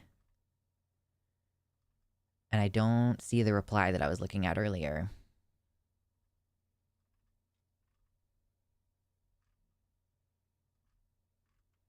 I thought it was the serfs.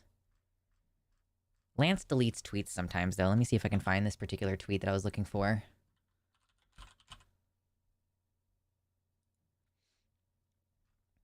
Okay, let me look at your replies.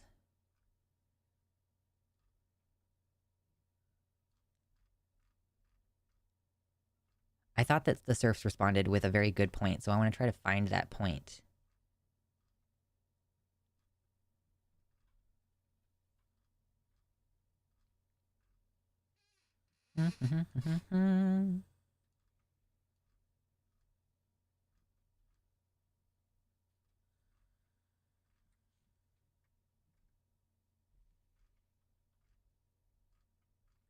Sorry, it's taking a second to find the tweet that I'm looking for. Or I might have to Google and find the article on its own.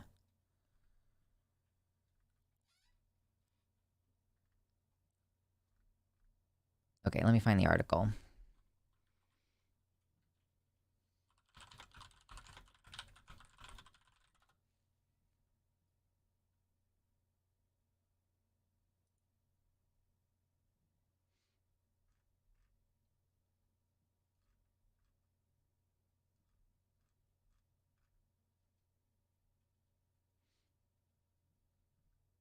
I think it was this thing about Germany. Like Germany ruling that it was, a type of a type of Holocaust denial to deny that trans people were victims. Something about Cologne. Maybe it was from Callan? It might have been from Callan instead. Let me find it. I love Callan. Shout out to Callan Conrad for being, like, really fucking cool. Okay. Let me see if I can find it here. Please.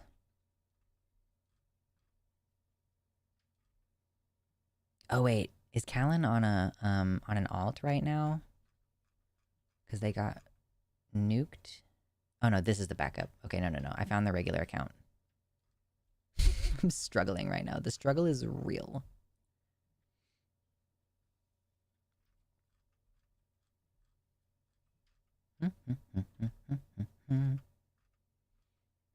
Oh, this is a really salient point that Katie Montgomery made her little cartoon about it.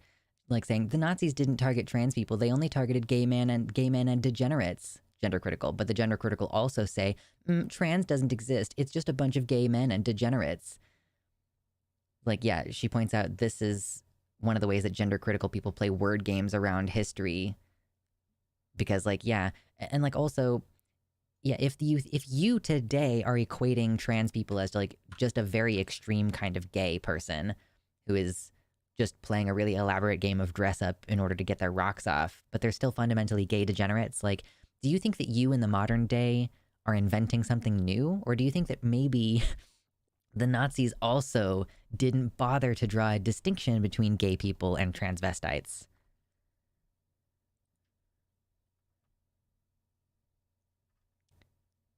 Okay, maybe this was it, but this just goes to... It was something specific about Cologne. I'm looking for it. Yeah, so here's a very specific thing. In 2022, the Regional Court of Cologne ruled that denying that trans people were targeted by the Nazis qualifies as a denial of Nazi crimes. Like, it has been determined in a court that it is, like, Holocaust denial to specifically say that trans people were not targeted. Like, if you claim, okay, well, yeah, the Jewish people were targeted, that's fine, I accept that, that's horrible. Like, oh, wow, gay people were targeted as well, that's horrible, that's bad. Oh, trans people weren't really targeted, though, they only targeted gay people. You're trying to, you're doing stolen valor for homophobia, like, trying to take all the oppression points for yourself. Like, no, dude, they did specifically target trans people because they were, like, cross-dressers. You know, it was illegal to be a cross-dresser, and then you would get this special little card from Magnus Hirschfeld that said that you were allowed to dress that way. What do you think happened to those cards? Like, your access to those cards?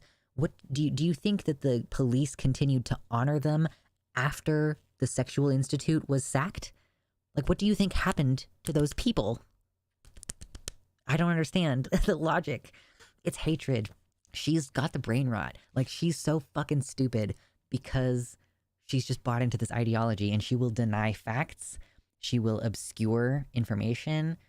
She will post a thread like, here's a thread on the persistent claims about trans people and the Nazis from someone last year who was like, trans people were in fact not a target of the Nazis. They weren't. Like, why are you so crazy? Oh my god.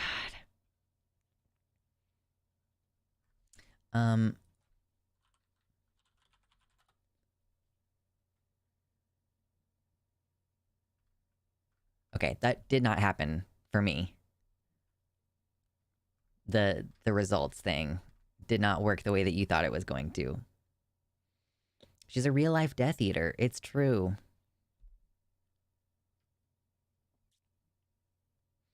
And I will say, you know, we're like memeing on it. We're having fun with it a little bit. But it is particularly heinous that she is making these remarks the day after puberty blockers were basically taken completely off of the NHS. You know, trans youth who are seeking medical care, I don't know if they're still allowed to get cross-sex hormones. You know, like, if a 14-year-old comes in, if somehow they make it, if they got on the wait list when they were 11 years old, and now they're being seen at age 14, Do you just give that kid cross-sex hormones? They're taking away the option for puberty blockers. So, just like many places in the US are making it illegal, it's not strictly illegal in the UK, but you would have to pay a lot of extra money in order to get it from a private healthcare provider. And even then, we've seen articles in the past year discussing that there's a possibility that if you are getting your kid healthcare for trans-related reasons at a private clinic, that may be cause to instigate a wellness check investigation by the government. So it's not strictly illegal, but it is going to be policed in an increasingly draconian way. Oh, and no, they would not be able to be on HRT because one of the requirements for cross-sex hormones is having been on blockers for at least a year. So they're just gonna they're basically saying that kids are not allowed. You might be able to get puberty blockers if you agree to be part of a medical study. Amazing. Yeah, they're gonna we need to collect more data. There's never gonna be such thing as enough data because people have been using puberty blockers both for precocious puberty and to address gender dysphoria for longer than I've been alive. There are people in their 50s who got to be on puberty blockers when they were a kid. Still happy, still healthy, still continuing on with their transition. No long-term bone density loss, no long-term brain stunting. Puberty just resumes, and it's fine.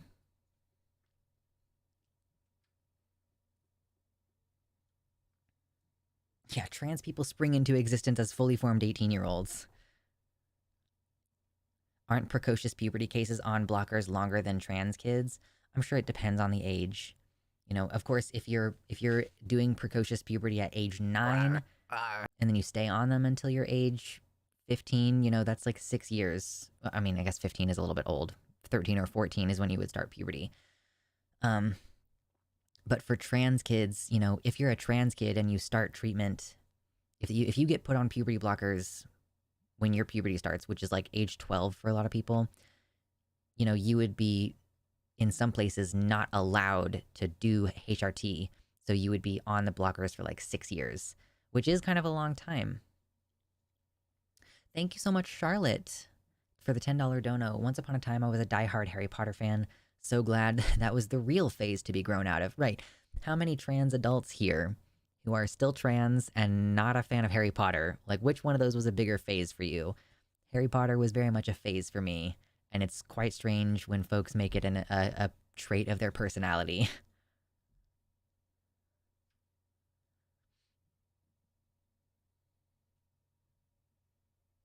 Yeah, no science exists that proves the efficacy of puberty blockers because la la la la la la, I'm not listening to you presenting evidence. That's all day. Just constant la la la la la la la la la. That's what they do. Looking back, Harry Potter is mid at best, even before all this. Yeah, why couldn't it be anything else? I was extremely into Harry Potter through my adolescence and early adulthood, and now I can't stand it. I feel like I might be able to go back and rewatch the movies, just to experience them. Because the movies are a lot less mean-spirited than the books, I will say.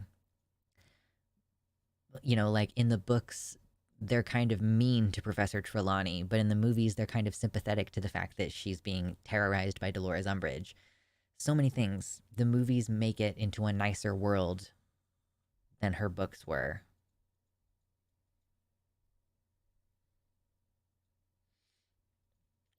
Some folks have even started calling them irreversible puberty. Well, I'm going to restart that over. Some people have even started calling it irreversible puberty blockers, as if that makes it true. Yeah, I've started to see this rhetoric now. What happens is you stop taking the puberty blockers, and then your normal natal puberty resumes if you decide that you don't want to be on the healthcare for a long period of time, right?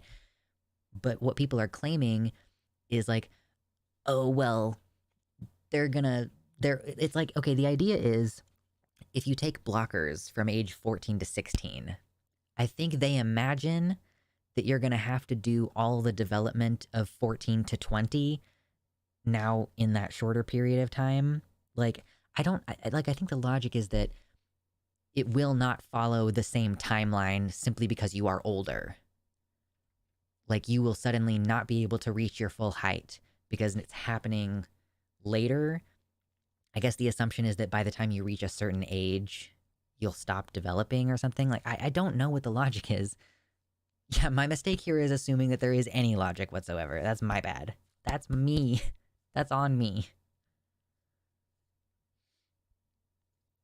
Yeah, it's so mean-spirited and fat-phobic, and it's just not a fun series. The idea of being a downtrodden kid who is invited to a magical world where he is special, like, of course a lot of hurt and abandoned kids resonated with Harry. Of course a lot of kids who were being bullied and kids who didn't have supportive families and kids who were like had difficult relationships with their cousins. Of course we all found some kind of acceptance in Harry Potter. It's insane that she's so anti-trans when her story is about a little boy coming out of a closet, you know?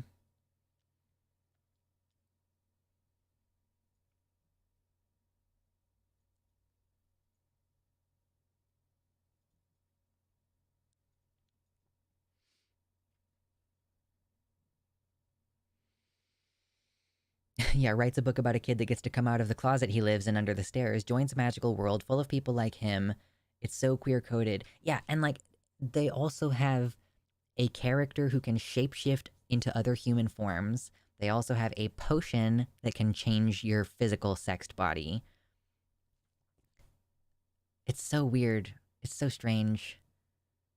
Like, maybe don't make it seem like you are cool with people changing their bodies if you're actually not. They're cool with people changing their bodies, though. That's the thing. When we were reading that H0L0CAUST or watching that interview, and she's like, she's gonna posit that it's okay for 16-year-old girls to get boob jobs because she's not against boob jobs. She's against gender ideology. Like, so it's okay for a woman to get a boob job because that's a whole different thing than a trans woman getting a boob job. They're not against changing your body. I mean, fucking J.K. Rowling has had facial feminization surgery. She used to be much uglier than she is now. Not that she's cute now, but she's had work done. She's not against the concept of feminizing surgery. She just hates trans women.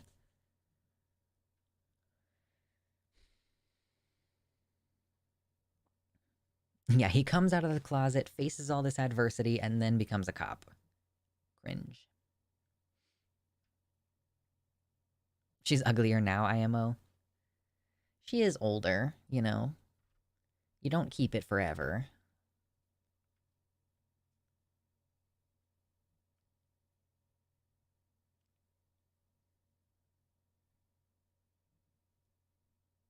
She unironically looks like she would be a villain in her own book.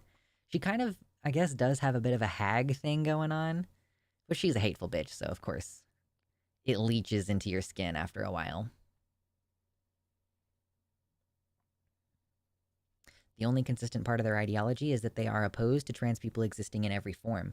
People really need to stop taking them at their word about concerns. Yeah. Like, I will acknowledge in because it's my job to debunk things, and there are going to be people who aren't hateful who are going to be watching who have never heard the argument that I've made before, right? So I will consistently break down why they're wrong, and I will consistently keep showing, you know, here's what the actual data says. But as far as these people, there's nothing you can do to convince them. You can only use them as an example to teach other people how not to be.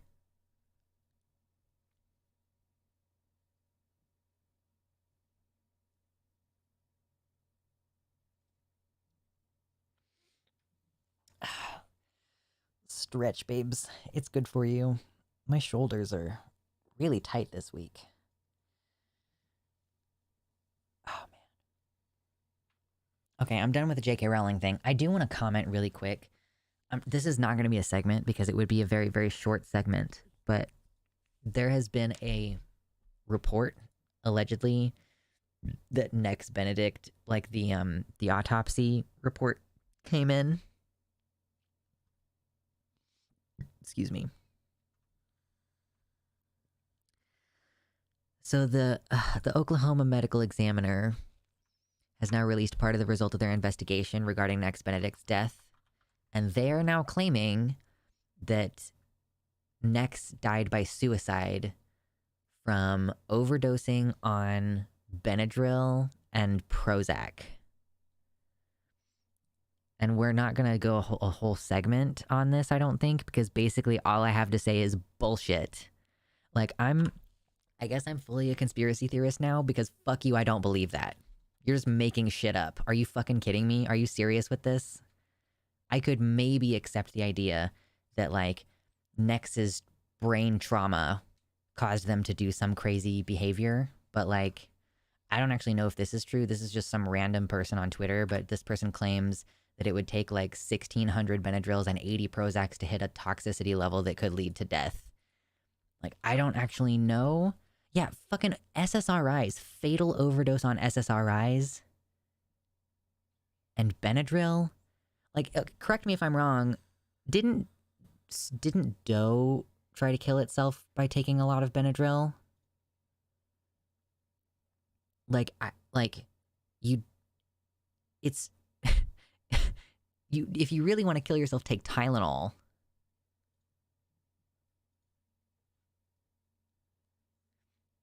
If Nex did commit suicide, that's pretty fucked up. They bullied him till he offed himself.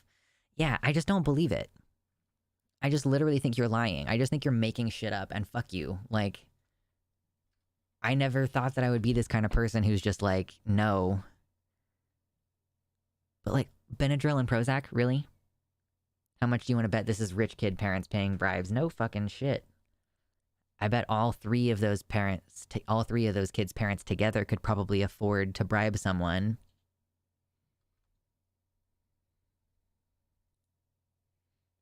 Hopefully we'll actually see the toxicology report at some point. Yeah. Oh, so we do have the summary report. Get out of here.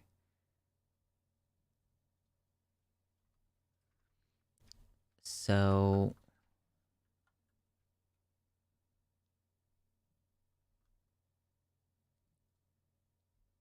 this is the report. Like, this is, I guess this is not the toxicology report itself. This is the summary report that shows down here, like, combined toxicity, suicide by Ross Miller. Ross Miller is the pathologist.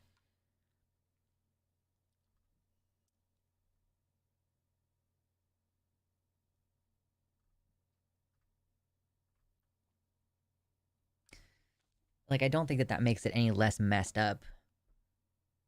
I just don't believe, like, unless someone close to the person is like, yes, this was a terrible loss, they committed suicide, I don't fucking believe you. I don't care, like, oh yeah, Epstein killed himself? Yeah, I fucking bet. Oh, this guy who was in the middle of an investigation calling out Boeing just died? Like, I haven't even covered that. I wasn't even sure if I was gonna cover that. But, like, yo, this dude mysteriously died. Like, fuck you.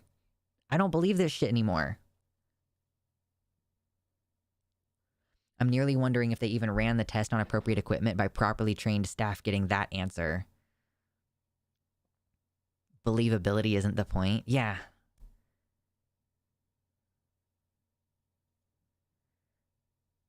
I don't believe that a child who was suffering head trauma, who had a mom keeping a strong eye on him, jumping on the situation when he started seizing. Like, yeah, did your kid get up in the middle of the night and just... I doubt that he was capable of suicide. Yeah, he was having trouble walking after. Wondering what their grandma thinks of this report. Yeah, no kidding. And I've heard that the grandma said that there's a certain kind of body position that people...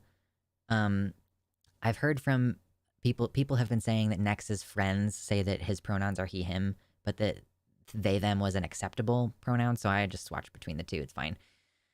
My ex took 27 Prozac once, and poison control said she'd be fine, just monitor her heart rate.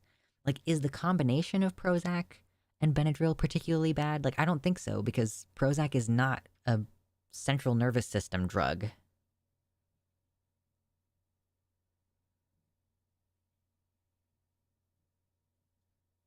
There is a federal investigation underway, not about their death per se. The Department of Education is investigating whether the school failed to protect Nex's Title IX rights by not adequately addressing the bullying before it escalated.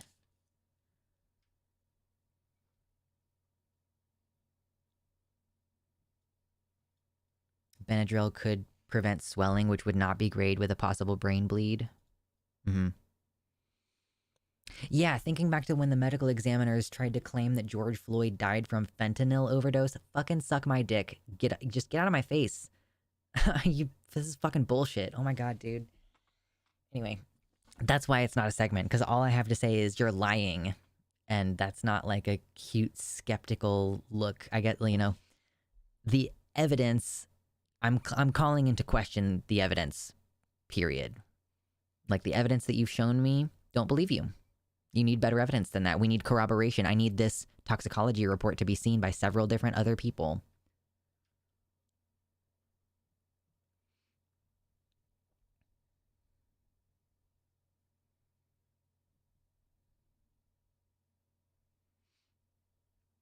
I think most people are not aware of how much like Israel, Oklahoma is. They're literally proud that they knew people within their lifetime that stole land from natives. Yeah, it's sometimes people will say like, what's the phrase? Not stolen, conquered, as though that makes it better.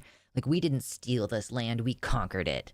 That means it belongs to us, as though that's not just a using force in order to steal things.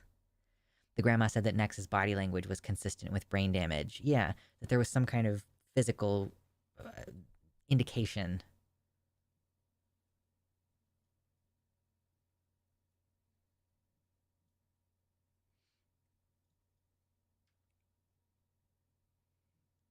Your Honor, I did not steal his wallet. I conquered it. I didn't steal this car. I conquered it.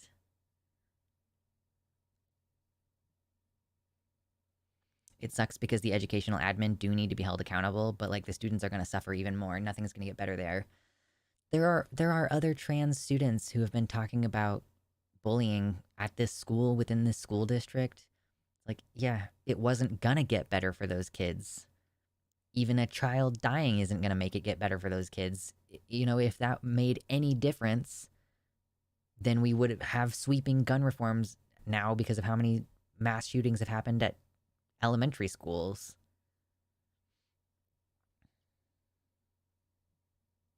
Just insane. So yeah, no kidding, I feel like shit today. This has been the news today.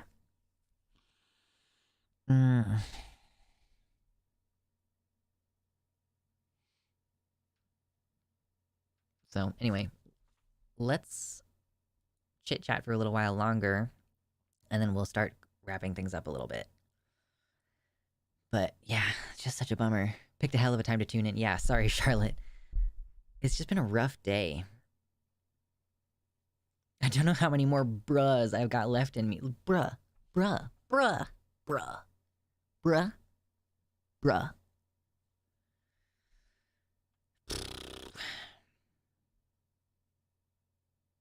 Just devoured a big greasy burger and was gonna sleep early. Ooh, yeah, I'm looking forward to eating after stream. I don't have a particular plan, but I'm definitely gonna find something and I'm gonna shove it in my mouth. Tweet that out of context, bitches. You need a bruh soundboard? Yeah, I don't... What are they called? Stream Deck? Is that what people have when they can press the buttons and it makes sound happen? I don't have one of those. I saw the Essence of Thought and Vangelina Skov drama. What's going on with Essence of Thought? I think she's so funny.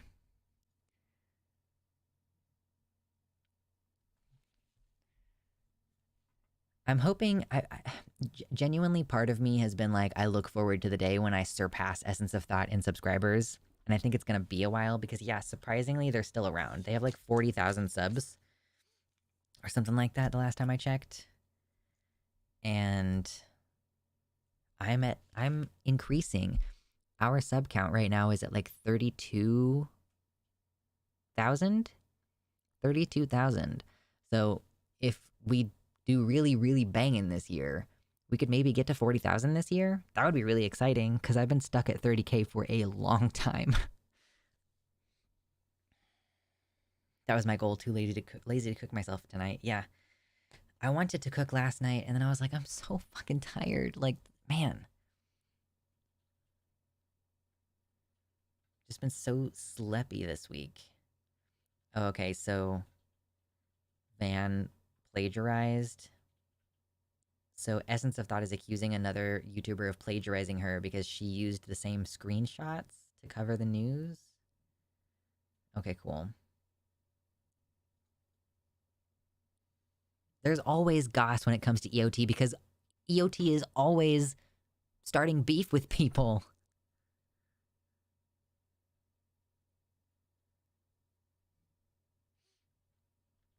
Yeah, she's funny. Essence of Thought threatened to make a video on this plagiarism if she didn't give her some of the ad revenue. And of course, she's like, I didn't plagiarize you. Just because we're using the same screenshots doesn't make it plagiarism. I know she's got a history of terrorizing random people on the platform. I remember she really went after Rachel Oates. And Rachel Oates recently subscribed to me about like a month ago. So that's fun. EOT, I think EOT uses she/they. She's still going after Rachel Oates. Man, she's got such a hate boner.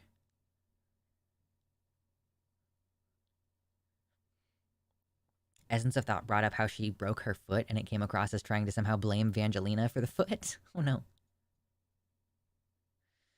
Essence of Thought is so funny. I regularly forget that she exists.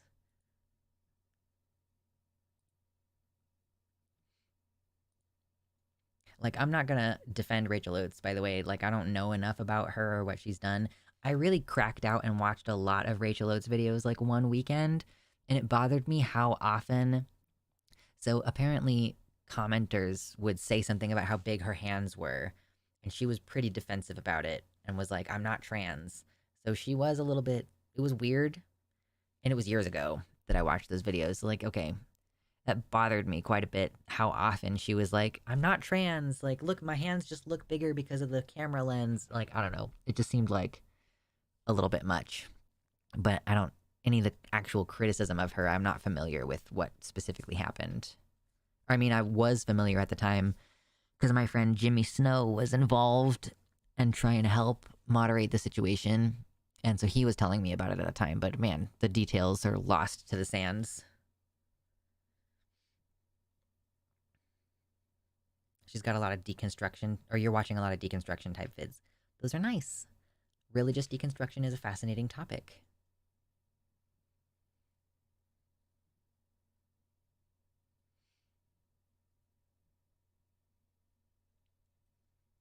She wasn't being exactly trans negative, but she was being a little bit weirdly defensive about the idea that she might be trans. And again, it was like 5 years ago. Yeah, there's bad people in every group, but it's annoying because I'm sure gender crits would use her as an example of an awful transgender. Essence of Thought, the one good thing about EOT is that she is not relevant. I will say, like, people frequently have to be reminded of who she is or told who she is because she just doesn't have a lot of relevance. Like, her channel for a long time was struggling, and my channel for a long time was struggling, but yeah, I don't know. I make my living not being a hateful bitch about everything, and like, I think that I can sleep better at night knowing that. My friend pretends he's the trans one when drunk people go and bother me at bars. He acts all offended as if it's towards him. That's a good ally. That's an accomplice right there. Okay. Does anybody want to do a super chat before we leave? A super sticker? A super thanks? Because I'm about to wrap up. But if someone wants to get one last sticker in there, I'll allow it. That friend has the slur pass. True, that is really sweet.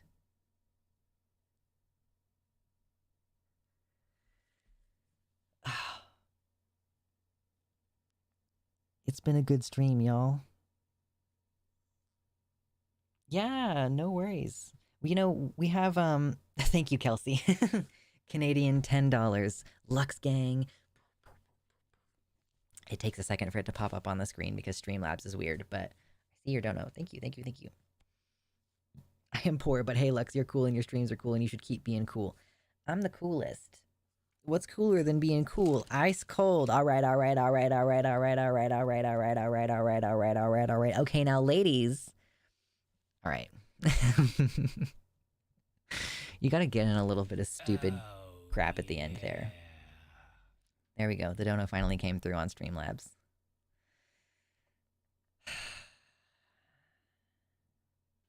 Hey, Charlotte, $5 dono. So long and good night. I haven't listened to MCR in such a long time. I loved them when I was younger. H0L0CAUST, bleep bloop, I am the money bobot. Thank you for the £2. £2, I think, is what that symbol means. That song is over 20 years old. Shh, shut your mouth. Shut your... No, it's not. So long and good night. Wait, what is that one? That's Helena by My Chemical Romance. No way. I will... No. It came out in 2004. No.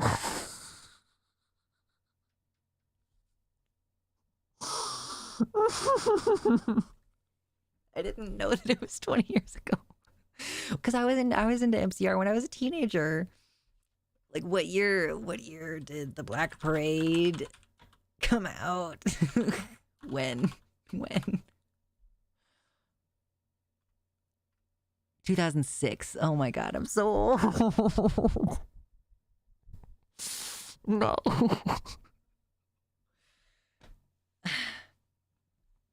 That makes me want to, like, get back into listening to MCR. My friend let me listen to their 4th album, and I was like, wow, this is not for me.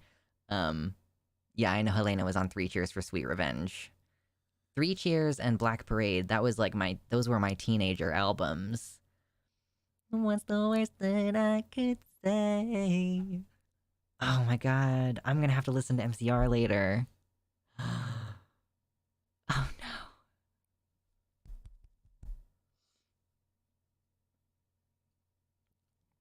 I just want to say, Timely Tesseract points out in the chat, Benadryl does have sedative effects, and ODing on it is one of the top 15 causes of OD fatality in the US from 2011 to 2016. Yeah. So be cautious. I saw My Chemical Romance in concert on 2 different occasions.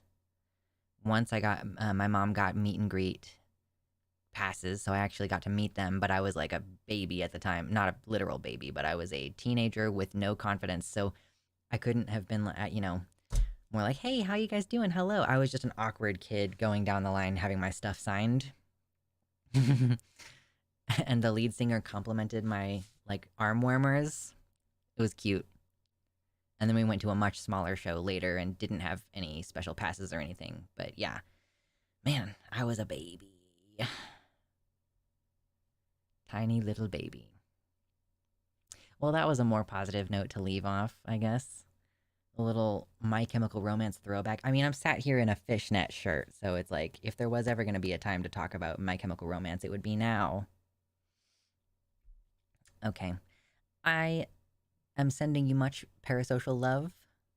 I am hoping that you are having a good end of your week as we move toward the weekend. I am planning to see you on Sunday. So hopefully by Sunday we will have all recovered from the goddamn daylight savings. Did I see Cat Black's video on people saying Kurt Cobain was trans? No, I didn't watch it because I predicted that Cat Black was going to say, you shouldn't speculate like this, or there's not enough evidence. I don't really have a lot of respect for Cat Black anymore, I don't think. And I truly believe that there is enough evidence that Kurt Cobain was a trans girl and would have eventually come out if they had lived long enough. So I didn't watch the Cat Black video because I assumed that she was going to be skeptical about it. Anyway, that's my thoughts about that. So yeah, I will see you all on Sunday. Be good, or at least don't get caught. So long, and good night.